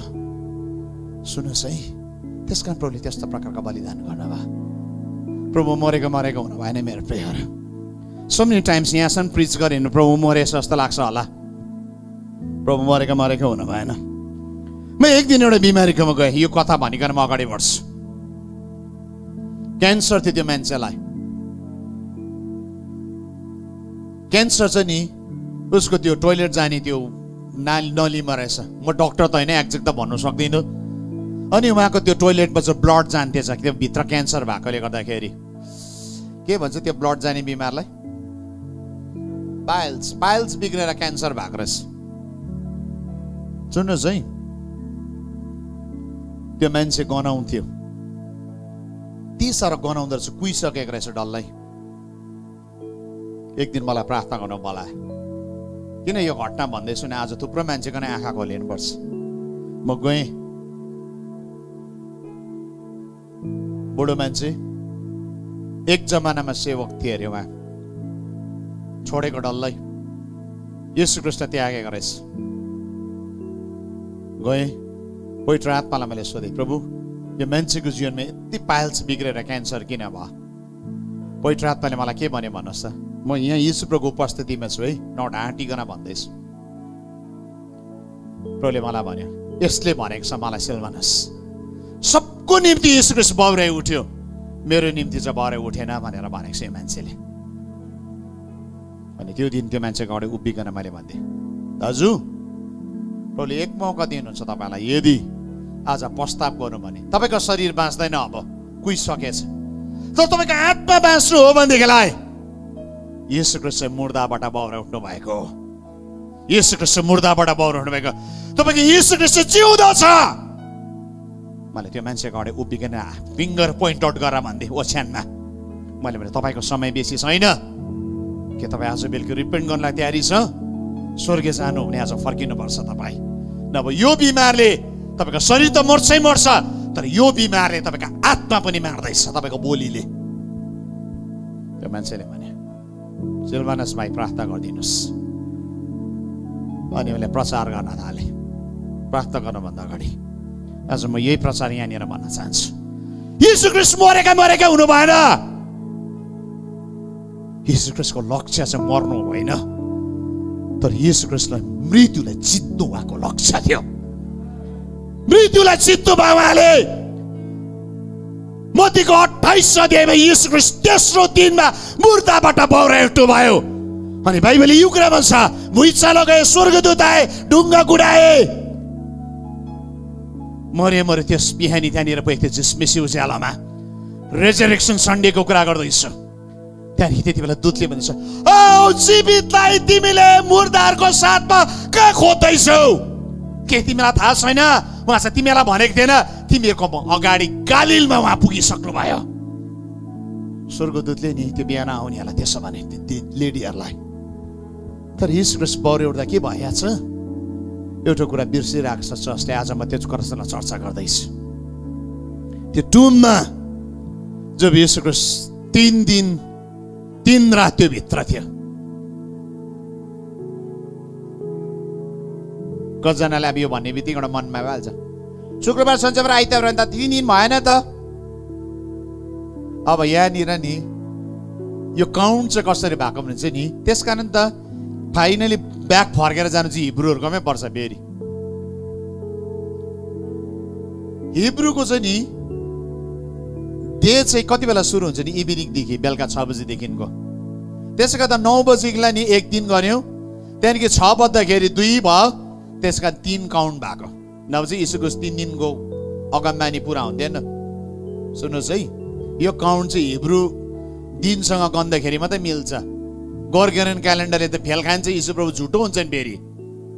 सुन्नुहोस्, सो यीशु ख्रीष्ट तेस्रो दिनमा नि बौरे उठ्दाखेरि यीशु ख्रीष्टले एउटा अगमबानीलाई पुरा गर्न भयो। यो झन् पावरफुल अगमबानी छ। उत्पत्तिको किताब 3:15 उहाँले पुरा गर्नुभयो। स्त्री र तेरो सन्तानको बीचमा दुश्मनी हालिदिन्छु, स्त्रीको सन्तानले तेरो शिरलाई कुल्चनेछ। जुन दिन मान्छेले पाप गरेको थियो नि, त्यस्तै नै यीशु ख्रीष्ट परमेश्वरले नि मान्छेको लागि मुक्तिको दैलोलाई खोलिदिनु भएको थियो त्यो श्रापको बीचमा पनि। पुत्र यीशु ख्रीष्ट स्त्रीको सन्तान हो। यसकारण यीशु ख्रीष्ट चाहिँ नि कन्या मरियमबाट पवित्र आत्माद्वारा गर्भधारण गरिकन जन्मेको स्त्रीको सन्तान। अनि के भन्छ यीशु ख्रीष्ट बौराइ उड्दाखेरि इफिसी 1:22 यो कुरा भन्छ। पावरफुल कुरा छ, म पढ्छु यो चाहिँ।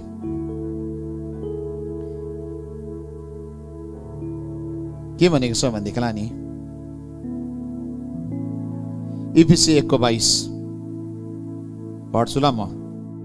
22 पद। र परमेश्वरले सबै कुरा उहाँको पाउमुनि राखिदिनु भयो। सबै कुरा उहाँको पाउमुनि राखिदिनु भयो र मण्डलीको निम्ति उहाँलाई सबै कुराको शिर बनाइदिनु भयो।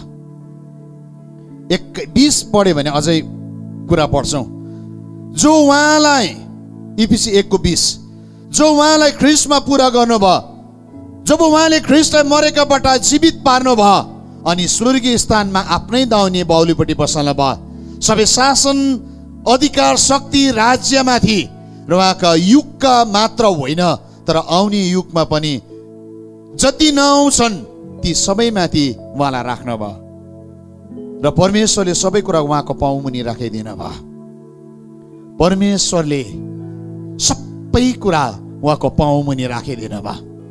जब यीशु ख्रीष्ट मुर्दाबाट बौरि उठ्नु भयो त्यति बेला यीशु ख्रीष्टले नि लुसिफरको शिरलाई कुल्चनु भयो अनि यीशु ख्रीष्ट नि जिउँदो अनि यीशु ख्रीष्ट विजयी यीशु ख्रीष्ट हुनुहुन्छ। आमेन। अब यीशु ख्रीष्टले त्यो मुक्ति कमाइदिने जिउँदो अनि विजयी हुन्छ। अनि यसकारण त प्रेरित प्रकाश 1:18 मा छ जीवित चाहिँ मै हो। हेर म मरेको थिएँ र सधैँको निम्ति जीवित छु। म मरेको थिएँ र म जीवित छु। अब हेर्नुहोस् मैले एउटा कुरालाई यहाँ सके तर अब मेन कुरामा आउँदैछ। अब यहाँनिर सकेको छैन। प्रभुले डल्लै कुरालाई कमाइदिनु भयो, सासना भोग्नु भयो, डल्लै कुरा गर्यो, मुक्तिको लागि त्यस्तो कुरा गर्यो। तर मुक्ति कसरी पाउँछ त मेरो प्रियहरू? अब यसको पनि त कुरा छ, यसको पनि त सही तरिका छ। फेरि म यीशु ख्रीष्टलाई विश्वास गरेँ म मुक्ति पाउँछु, होइन पाउँदैन। विश्वास त शैतानले पनि गर्छ भनेको छ अनि थरथर काम्छ भनेको छ।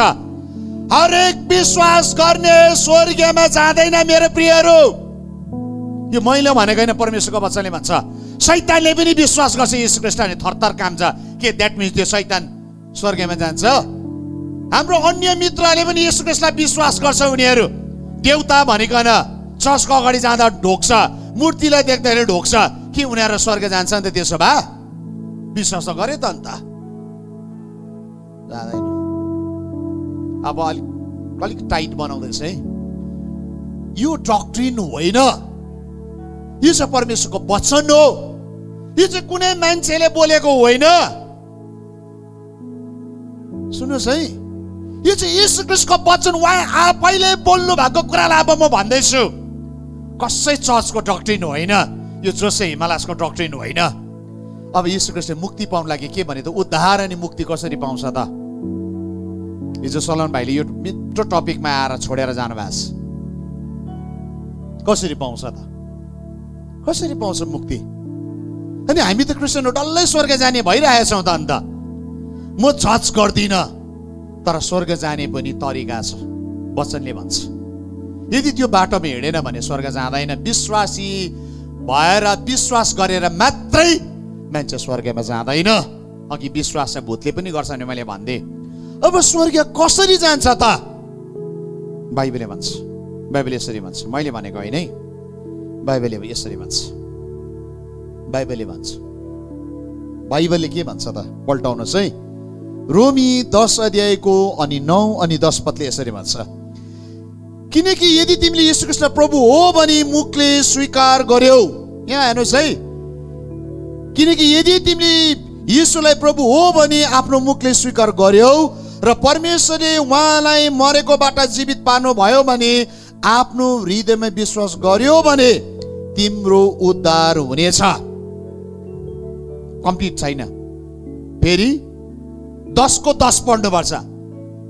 किनकि मानिसले आफ्नो हृदयमा विश्वास गर्न सक्छ ऊ निर्दोष ठहरिन्छ अनि उसले आफ्नो मुखले स्वीकार गर्छ र उद्धार पाउँछ। विश्वास गर्दा त निर्दोष मात्र ठहरिन्छ तर मुखले चाहिँ उद्धारको निम्ति स्वीकार गर्नुपर्छ। पापदेखि उद्धार चाहिँ नि तपाईले पापको स्वीकार गरेको हुनुपर्छ। मुखले विश्वास गरेर हुँदैन। अब एउटा डेमो दिनु पर्यो। अब थुप्रोको विश्वास हल्लिन्छ आज मलाई थाहा छ। भाइ एकछिन यहाँ आउँदा बाइबल राख छिटो छिटो छिटो यहाँ उभा त म योपट्टि फर्केर उता नफर्का यता मैपट्टि फर्का घुँडा टेका। अब यहाँ हेर्नुहोस् एक दुईवटा डेमो देखाइदिनु पर्यो। अब यो चाहिँ अब मलाई थाहा छ थुप्रोको अब गोठ हल्लिनेवाला छ तर आज सही टाइममा चाहिँ हल्लिनु जरुरी छ। म बाइबलको हरेक कुरालाई नि म तपाईँको अगाडि देखाउन तयारी छु आज। अब हाम्रो के छ तरिका भन्नुहोस् त? धेरैको तरिका के छ? आज यीशु ख्रीष्टलाई को ग्रहण गर्नु नि चर्चमा नयाँ आउनु भयो, हालेलुया प्रेज द लर्ड, हात उठाइदिनुहोस् अनि तपाईँ आफ्नो हुनु सके चेयरबाट उठिकन अगाडि आइदिनु हुने। तपाईँ यीशु ख्रीष्टलाई कसैको जोर जबरजस्तीमा ग्रहण गर्नु भएको होइन। तपाईँले यसो तपाईँलाई विश्वास गर्नुहुन्छ, हालेलुया प्रेज द लर्ड, उहाँलाई ताली मारिदिउँ अनि हालेलुया प्रेज द लर्ड भक्कु भनेर खुसी भएर चर्चमा मान्छेहरू है नयाँ विश्वासी आयो भनेर आत्मा बाँच्छ अनि भयङ्कर खुसी हुन्छ। त्यहाँदेखि कसरी प्रार्थना गर्छ देखाइदिएकै। तपाईँले त्यसो गर्छ भने आज करेक्सन गर्नुहोस् तर नि मसँग इबी चाहिँ नगर्नुहोस्, त्यति चाहिँ भनिदिएको। मैले ट्रुथ भन्दैछु। अब यस्तो हो, अब ग्रहण कसरी गराउँछ मान्छेले हेर्नुहोस् है। भाइको नाम के हो? पवन। कहाँबाट आउनु भयो? भाइ साँच्चै विश्वास गर्नुहुन्छ कसैको जोर जबरजस्तीमा होइन? होइन। पाराले है केटाले हालेलुया भन्छ त्यहाँदेखि खुसी हुन्छ। जोर जबरजस्तीमा होइन, उहाँले साँच्चै आज एउटा मान्छे स्वर्गको राज्यमा आउँदैछ। सुन्नुहोस् है, मैले खिल्ली गरेको होइन, म ट्रुथ बोल्दैछु। शत्रुले यस्तो डिसिभ गरिरहेको छ, तपाईँले यो कुरालाई ध्यान दिनुहोस्। त्यहाँदेखि के गर्छ?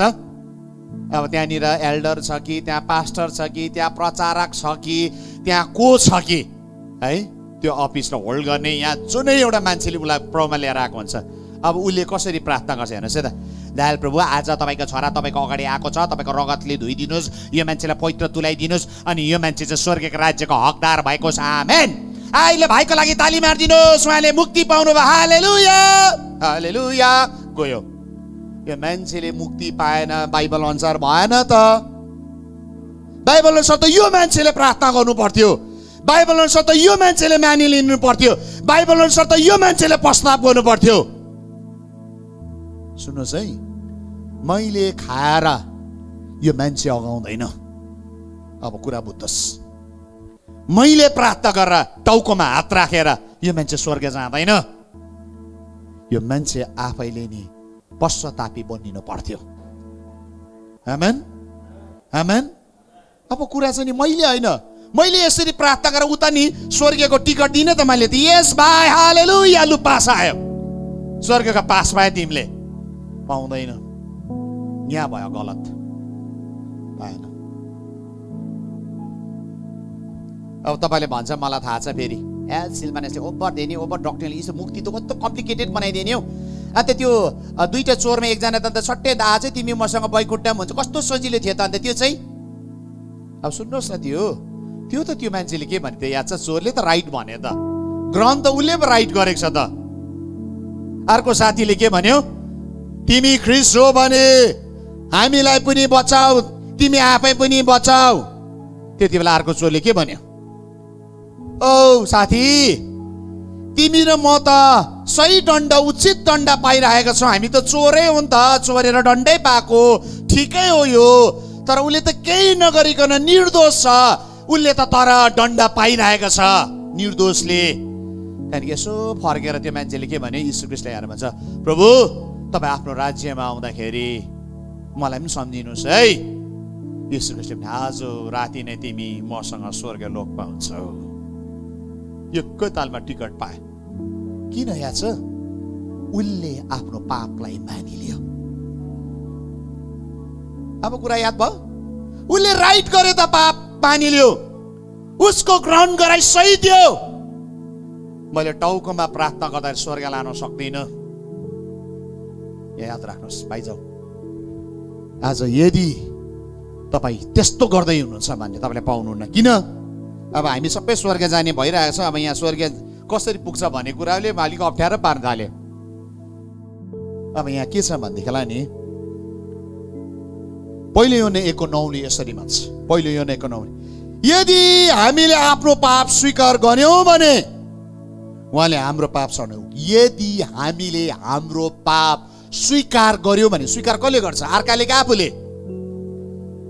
हजुर, आफूले हाम्रो पाप क्षमा गर्नुहुन्छ, सबै अधर्मबाट हामीलाई शुद्ध पार्नुहुन्छ, किनकि उहाँ विश्वासयोग्य र धर्मी हुन्छ। यदि हामीले हाम्रो पापलाई स्वीकार गर्यौं भने, प्रभुलाई राइट वेमा ग्रहण गर्ने तरिका चाहिँ हो मेरो पापलाई मैले मानिलिनुपर्छ। मेरो पापलाई कसैले मानिलिँदाखेरि हामी स्वर्ग जान सक्दैनौँ। सुन्नुहोस् है, बाउ क्रिस्चियन, छोरा घरानामा बर्न क्रिस्चियन जाँदैन स्वर्ग। कहाँ छ जेरेमी? अब मेरो छोराको उदाहरण दिइहाल्नु पर्यो फेरि। अब यहाँ पनि बताइदिनु पर्यो अर्को फेरि। अब कसरी चाहिँ स्वर्ग जान्छ जाँदैन भन्ने कुरा त अब मैले क्लियर कट भन्नुपर्ने हुन्छ। स्वर्ग जान्छु भने सबैजना तयारी भइरहेछ, नझुकोस् भन्छु, त्यही कारण भन्दैछु म बराबर भयो हामी बाउ छोरा। मेरो छोरा जेर्मी त क्रिस्चियन फ्यामिलीमा जन्मिएको हो नि त, मुक्तिको पाको घरानामा जन्मियो छोरा। तर नि यो छोराले नि आफैले उद्धार अनि मुक्तिको प्रार्थना गर्नुपर्छ। उसले नि ग्रहण गर्ने प्रार्थना, सिनर्स प्रेयर उसले गरेको हुनुपर्छ आफैले। मैले मेरो छोराको टाउकोमा हालेँ, यीशु प्रभु म सिलवनस तामाङ, मेरो छोरा जेर्मी तामाङलाई नि स्वर्ग लगिदिनुहोस् न प्लिज, म क्षमा माग्छु। जाँदैन। जेर्मीले आफैले मुखले स्वीकार गर्नुपर्छ उसको उद्धारकर्तालाई।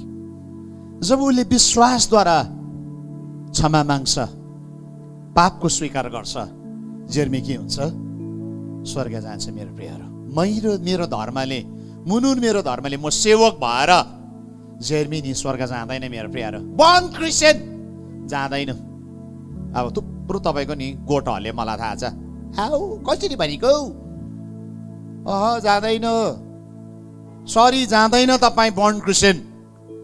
तपाईँले आफ्नो मुक्तिदाता उद्धारकर्ता भनिकन पापलाई स्वीकार गरेको हुनुपर्छ। यसकारण यीशु ख्रीष्टले भन्नुभयो, सरी भजनको गायकले भने, मेरी आमाले मलाई पापमा गर्भधारण गरिन् अनि म पापैमा जन्मे। मान्छे जन्मिँदाखेरि नै पापको स्वभावमा जन्मेको हुन्छ। जेर्मीको जीवनमा पापको स्वभाव थियो। अहिले पुरै त गएको छ त भन्नु साह्रै पर्छ मलाई। गयो भाइ? गयो अरे। सुन्नुहोस् है, रिसाउनु, फुल्लिनु पापको स्वभाव। हामी सिकाएन कहिले पनि, क्रिस्चियन भ्याल्युमा हामीले सिकाएन। ठुस्किनु पर्छ, रिसाउनु पर्छ, तर पापमै स्वभाव थियो ऊ भित्र। आरिस गर्ने स्वभाव पापमै स्वभाव थियो। क्रिस्चियन घरमा जन्मेको, तर यो स्वभाव किन आयो त उसको जीवनमा? यदि बर्न क्रिस्चियन स्वर्ग जाने हो ऊ त भयङ्कर पवित्र भएर जन्मिनु पर्थ्यो त? होइन, पापको स्वभाव हरेक मान्छेको जीवनमा आउँछ। तर त्यो पापदेखि नि यीशु ख्रीष्टले दाम तिर्नु भएको छ। तिरेको दाम चाहिँ आफूले आफ्नो बनाउनु पर्छ। मेरो पासपोर्टमा नि ऊ ट्राभल गर्नु सक्दैन। मेरो प्रियहरू, हामी इन्डियन हो, इन्डियन पासपोर्टमा नि मेरो आफ्नै पासपोर्ट छ, जेर्मीको आफ्नै पासपोर्ट छ। मेरो भिसामा जेर्मीले ट्राभल गर्न पाउँदैन, जेर्मीले आफ्नै भिसा हुनुपर्छ। भन्नुको अर्थ नि मुक्ति चाहिँ नि इन्डिभिजुअल हो, मुक्ति चाहिँ कर्पोरेट होइन। फ्यामिली साल्भेसन छैन प्याकेजको, बुझ्नुभयो? इन्डिभिजुअल। थ्याङ्क यू छोरा। अब म पछाडि प्रचार गर्न आउँदैछ मेरो छोरा। सो त्यसले गर्दाखेरि के छ, तपाईँले पापलाई स्वीकार गरेको हुनुपर्छ। नि कसरी चाहिँ हामी पापको स्वभावदेखि मुक्त हुन्छौँ त? जब हामीले यीशु ख्रीष्टको रगतले हाम्रो पापलाई धोइ माग्छौँ। जबसम्म हामी प्रभुको रगतले पापलाई धोइ माग्दैनौँ, पापको क्षमा हुँदैन। पहिलो योहन्ना 1:7 यसरी भन्छ, तर जतिले उहाँ 1:7 तर उहाँ ज्योतिमा भए चाहिँ यदि हामी ज्योतिमा हिँड्छौँ भने त एक अर्कासित हाम्रो सङ्गति हुन्छ। उहाँको पुत्र येशूको रगतले हामीलाई सब पापबाट शुद्ध पार्छ। येशू ख्रीष्टको रगतले हाम्रो जम्मै पापबाट हामीलाई शुद्ध पार्छ। येशू ख्रीष्टको रगतले, येशू ख्रीष्टको रगतले, येशू ख्रीष्टको रगतले। जुन दिन हामी येशू ख्रीष्टको रगतले हाम्रो पापलाई धुन्छौँ नि, त्यो दिन सुन्नुहोस् स्पिरिचुअली के हुन्छ त क्रिस्चियनको जीवनमा। म हौ यो कुरालाई भनिकन नि सिद्ध्याउँछु नि, म प्रार्थना गर्छु। पहिलो कुरा, प्रभुलाई ग्रहण गर्दाखेरि, प्रभुलाई एक्सेप्ट गर्दाखेरि तपाईँको नाउँ चाहिँ जीवनको पुस्तकमा लेखिन्छ, बुक अफ लाइफमा। 3टा पद पढ्दैछु बाइबलबाट।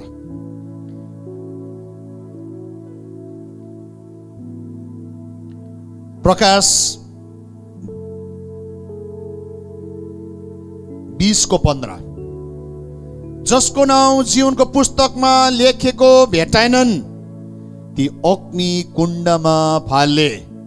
जसको नाउँ जीवनको पुस्तकमा लेखेको भेटाएन। तपाईँ नि मेरो धर्म कर्मले नि जीवनको पुस्तकमा लेखिँदैन नाउँ। I am Silmanas Tamang. अनि जेर्मीले नि एक्सक्युज मी जिजस, तपाईँले चिन्नु भएन, मेरो आप्पा सिलमानस तामाङ, उसको छोरा हो म त जेर्मी तामाङ। जीवनको पुस्तकमा नाम त्यसरी लेखिँदैन। जीवनको पुस्तकको नाम चाहिँ त्यति बेला लेखिन्छ जसले भन्छ म आमाको गर्भबाट म पापैमा जन्मेँ। प्रभु मेरो जन्मिँदाखेरि आदम वंशी पापलाई म येशू ख्रीष्टको रगतमा धोइ माग्छु, म क्षमा माग्छु। जानी जानी मैले पाप गरेको छु, यो पापलाई म क्षमा माग्छु। मैले अनजानमा पाप गरेको छु, यो कुरालाई म क्षमा माग्छु। जब मैले पापको क्षमा माग्छु नि येशू ख्रीष्टलाई मेरो हृदयमा बोलाउँछु, त्यो दिन पहिलो कोरिन्थी 3:15 अनि 16 पद अनुसार मेरो शरीर चाहिँ पवित्र आत्माको मन्दिर बनिँदै गरेको हुन्छ नि। यो मन्दिरमा चाहिँ येशू ख्रीष्ट आएर बस्छ। त्यो दिन चाहिँ त्यो मान्छेको नाउँ चाहिँ जीवनको पुस्तकमा लेखिन्छ, बुक अफ लाइफमा।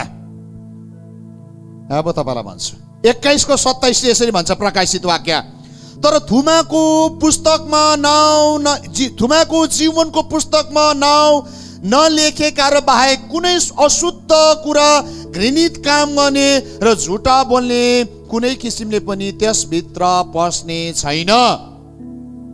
थुमाको जीवनको पुस्तकमा नाउँ नलेखेको कुनै मान्छे पनि स्वर्गमा पस्न पाउँदैन भनेको छ। मैले भनेको होइन है। त्यो दिन तपाईँको नाउँ जीवनको पुस्तकमा लेखिन्छ। अर्को कुरा, प्रकाश 3:5 झन् क्लियर गर्छ, जसले जित्छ त्यसलाई त्यसरी सेतो वस्त्र पहिराइन्छ। म त्यसको नाउँ जीवनको पुस्तकबाट मेटिदिने छैन। म त्यसको नाउँ मेरो पिताको सामने, उहाँको दूतको सामने स्वीकार गर्नेछु। म त्यसको नाउँ पिताको सामने, उहाँको दूतको सामने म स्वीकार गर्छु। किन? मैले येशू ख्रीष्टलाई मेरो पाप स्वीकार गरेको थिएँ। येशू ख्रीष्टको रगतले मेरो पापलाई धुयो। मैले येशू ख्रीष्टलाई मेरो मुक्तिदाता भनिकन ग्रहण गरेको थिएँ। मैले पापदेखि, पापको शक्तिदेखि, मृत्युदेखि, आत्मिक मृत्युदेखि मैले उद्धार पाएँ।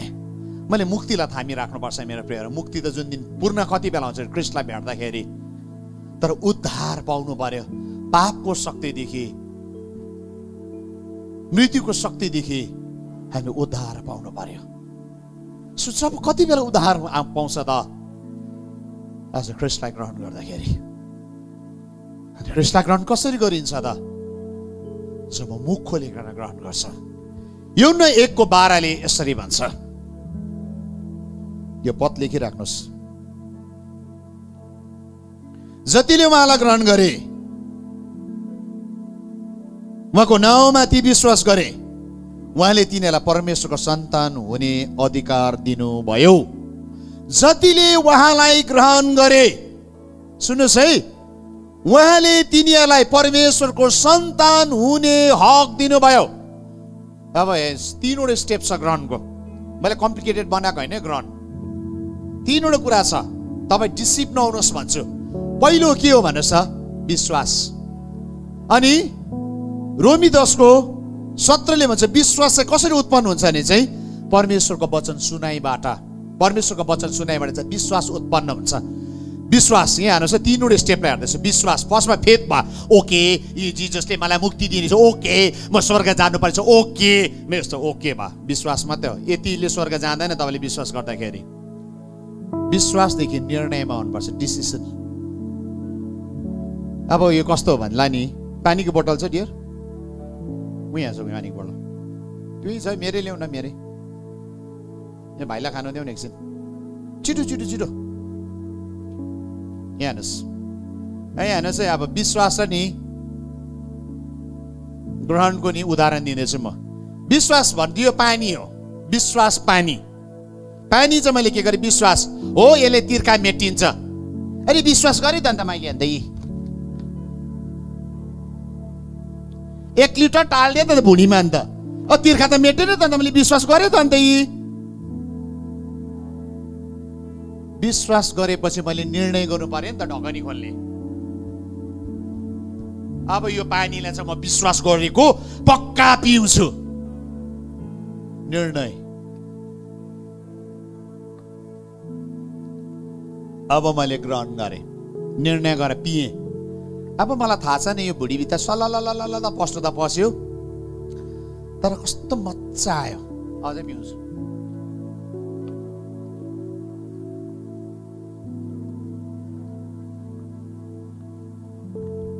अब भुँडीले पुग्यो भन्यो, तृष्णा मेट्यो, तर विश्वास गरे त पानी, अन्त भयो, तृष्णा मेट्यो। विश्वास गरेपछि निर्णय, त्यहाँदेखि ग्रहण, 3टा।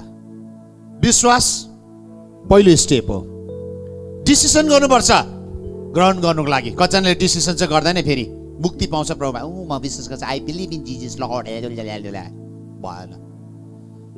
तपाईँले निर्णय गर्नुपर्छ, त्यहाँदेखि प्रभुलाई ग्रहण गर्नुपर्छ। जब तपाईँले प्रभुलाई ग्रहण गर्नुहुन्छ, के हुन्छ त तपाईँको आत्मिक जीवनको चिन्हारी के हुन्छ त तपाईँको जीवनमा? त्यो दिन सुपर नेचुरली तपाईँको जीवनमा के चेन्ज आउँछ त?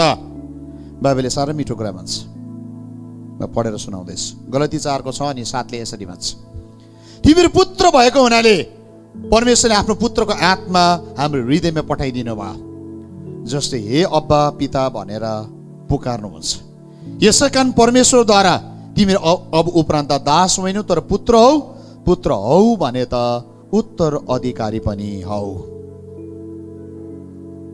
ग्रहणले म स्वर्गको उत्तरअधिकारी बनिन सक्छु, येशू कृष्णको उत्तरअधिकारी। अनि मेरो यो स्टेप नै रङ छ भने, यदि मैले सही प्रकारले प्रभुलाई ग्रहण गरिन भने के त्यो मान्छे स्वर्ग जाला र? मेरो प्रियहरू, आज म सिरियस छु यो म्याटरमा।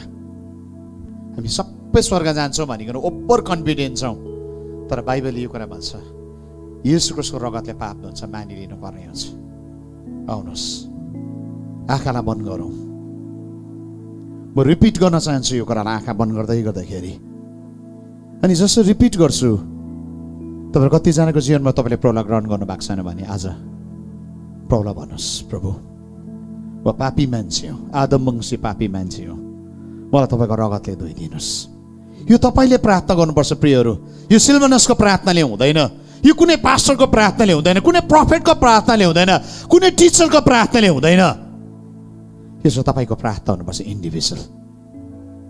आज जब तपाईँले भन्नुहुन्छ नि तपाईँको जीवनमा येशू कृष्ण आउनुहुन्छ, तपाईँको स्वर्गको नागरिकको हक तपाईँले पाउनुभयो, मुक्ति पाउनुभयो,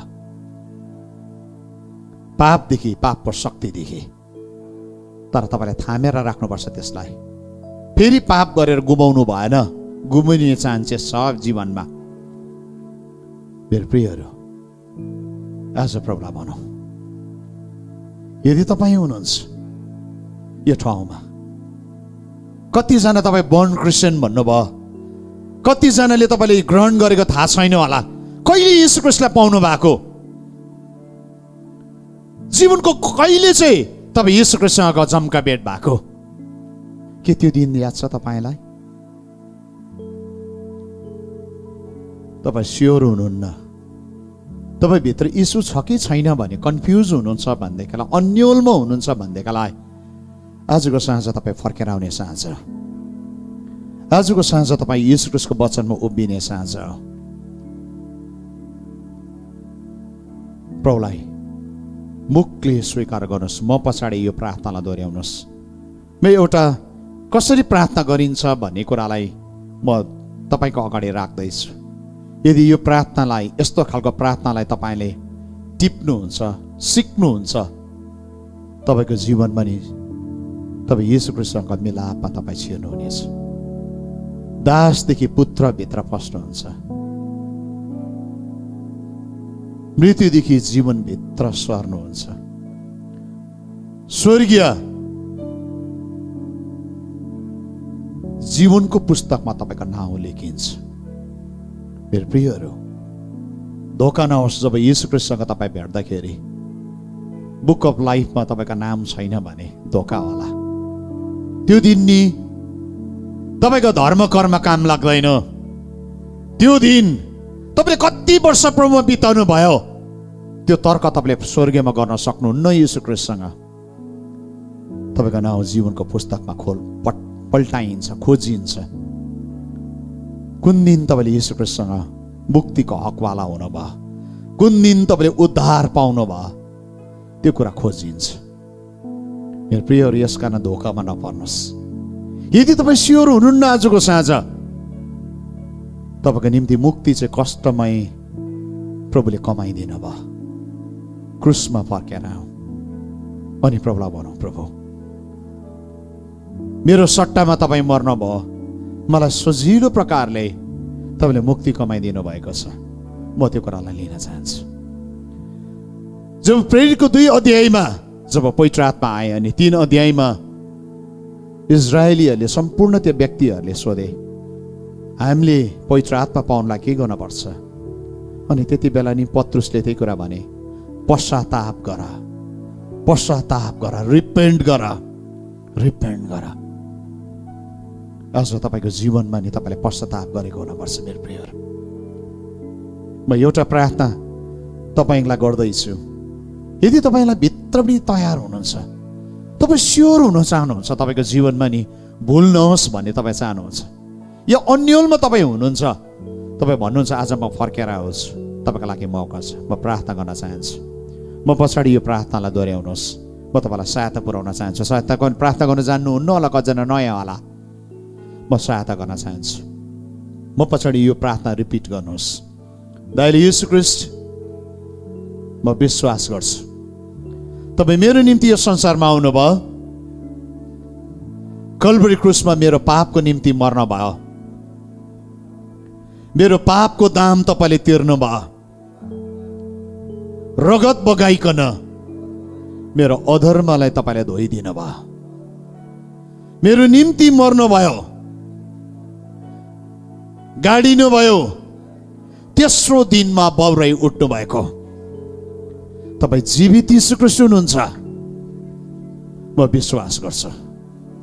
प्रभु, म मानिलिन्छु म आदम वंशी पापी हुँ। म जन्मँदाखेरि नै म पापमा जन्मे।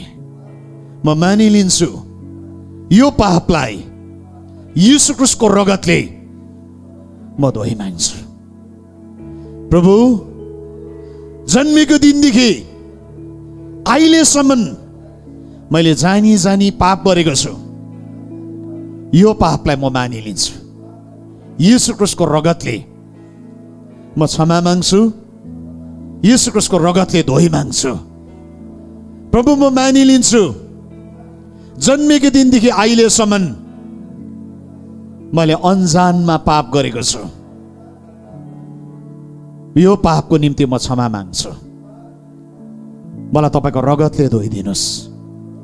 प्रभु, मेरो शरीरलाई येशू ख्रीष्टको रगतले धोइ माग्छु। प्रभु, मेरो प्राणलाई म येशू ख्रीष्टको रगतले धोइ माग्छु। प्रभु, मेरो हृदयलाई येशू ख्रीष्टको रगतले धोइ माग्छु। म विश्वास गर्छु तपाईँ मेरो मुक्तिदाता, उद्धारकर्ता येशू ख्रीष्ट हुनुहुन्छ। तपाईँ प्रभुलाई मेरो जीवनको राजा, मालिक, प्रभु भनिकन म ग्रहण गर्छु। आउनुहोस्, मेरो हृदयको सिंहासन तपाईँको रगतले धोइएको छ, खाली छ। प्रभु, अब तपाईँ बस्नुहोस्। मेरो जीवनमा तपाईँ राज्य गर्नुहोस्। मेरो जीवनको राजा, मालिक तपाईँ हुनुहुन्छ। प्रभु, मेरो शरीरको क्षेत्रमा तपाईँ राज्य गर्नुहोस्, मेरो प्राणको क्षेत्रमा तपाईँ राज्य गर्नुहोस्, मेरो आत्माको क्षेत्रमा तपाईँ राज्य गर्नुहोस्। आजदेखि म तपाईँको छोरा भएको छु। आजदेखि म तपाईँसँग उत्तराधिकारी पाएको छु। मैले स्वर्गीय नागरिक हक पाएँ। म तपाईँलाई धन्यवाद दिन्छु। मैले पापदेखि, पापको शक्तिदेखि मैले उद्धार पाएको छु। म तपाईँलाई धन्यवाद दिन्छु। पवित्र आत्मा आउनुहोस्, मसित रहनुहोस् अनि मेरो जीवनबाट तपाईँको महिमा भएको होस्। दयालु प्रभु, आजको दिन मेरो नाउँ तपाईँले जीवनको पुस्तकमा लेखिदिनु भयो। मैले स्वर्गीय नागरिक हक पाएँ। धन्यवाद। मलाई अनुग्रह गर्नुहोस् प्रभु, म यो विश्वासको दौडमा मैले मुक्तिलाई थामी राख्न सकौँ अनि तपाईँलाई महिमा दिन सकौँ। धन्यवाद तपाईँको अनुग्रहको लागि। सबै महिमा तपाईँलाई भएको होस्, येशू ख्रीष्टको नाममा, आमेन। अब तपाईँले प्रार्थना गर्नु पर्दैन, म तपाईँलाई निम्ति प्रार्थना गर्दैछु। दयालु प्रभु, धन्यवाद। आजको साँझ हामीले मुक्तिको कुरालाई सुनेका छौँ अनि आज कतिजनाले घरमा प्रार्थना गर्छन् अनि त्यति बेला त्यो मुक्तिको शक्तिहरू बगेर गएको होस्। त्यो मुक्ति आउँदाखेरि प्रभु, अन्धकारपूर्ण जीवनमा तपाईँको ज्योति चम्किँदैछ, मुक्तिको ज्योति चम्किँदैछ, तपाईँको अख्तियारको ज्योति चम्किँदैछ, तपाईँको सामर्थको ज्योति चम्कँदैछ। म प्रार्थना गर्छु प्रभु, तपाईँको महिमा भएको होस्। धन्यवाद। सबै महिमा, सबै आदर तपाईँलाई भएको होस्, येशू ख्रीष्टको नाममा।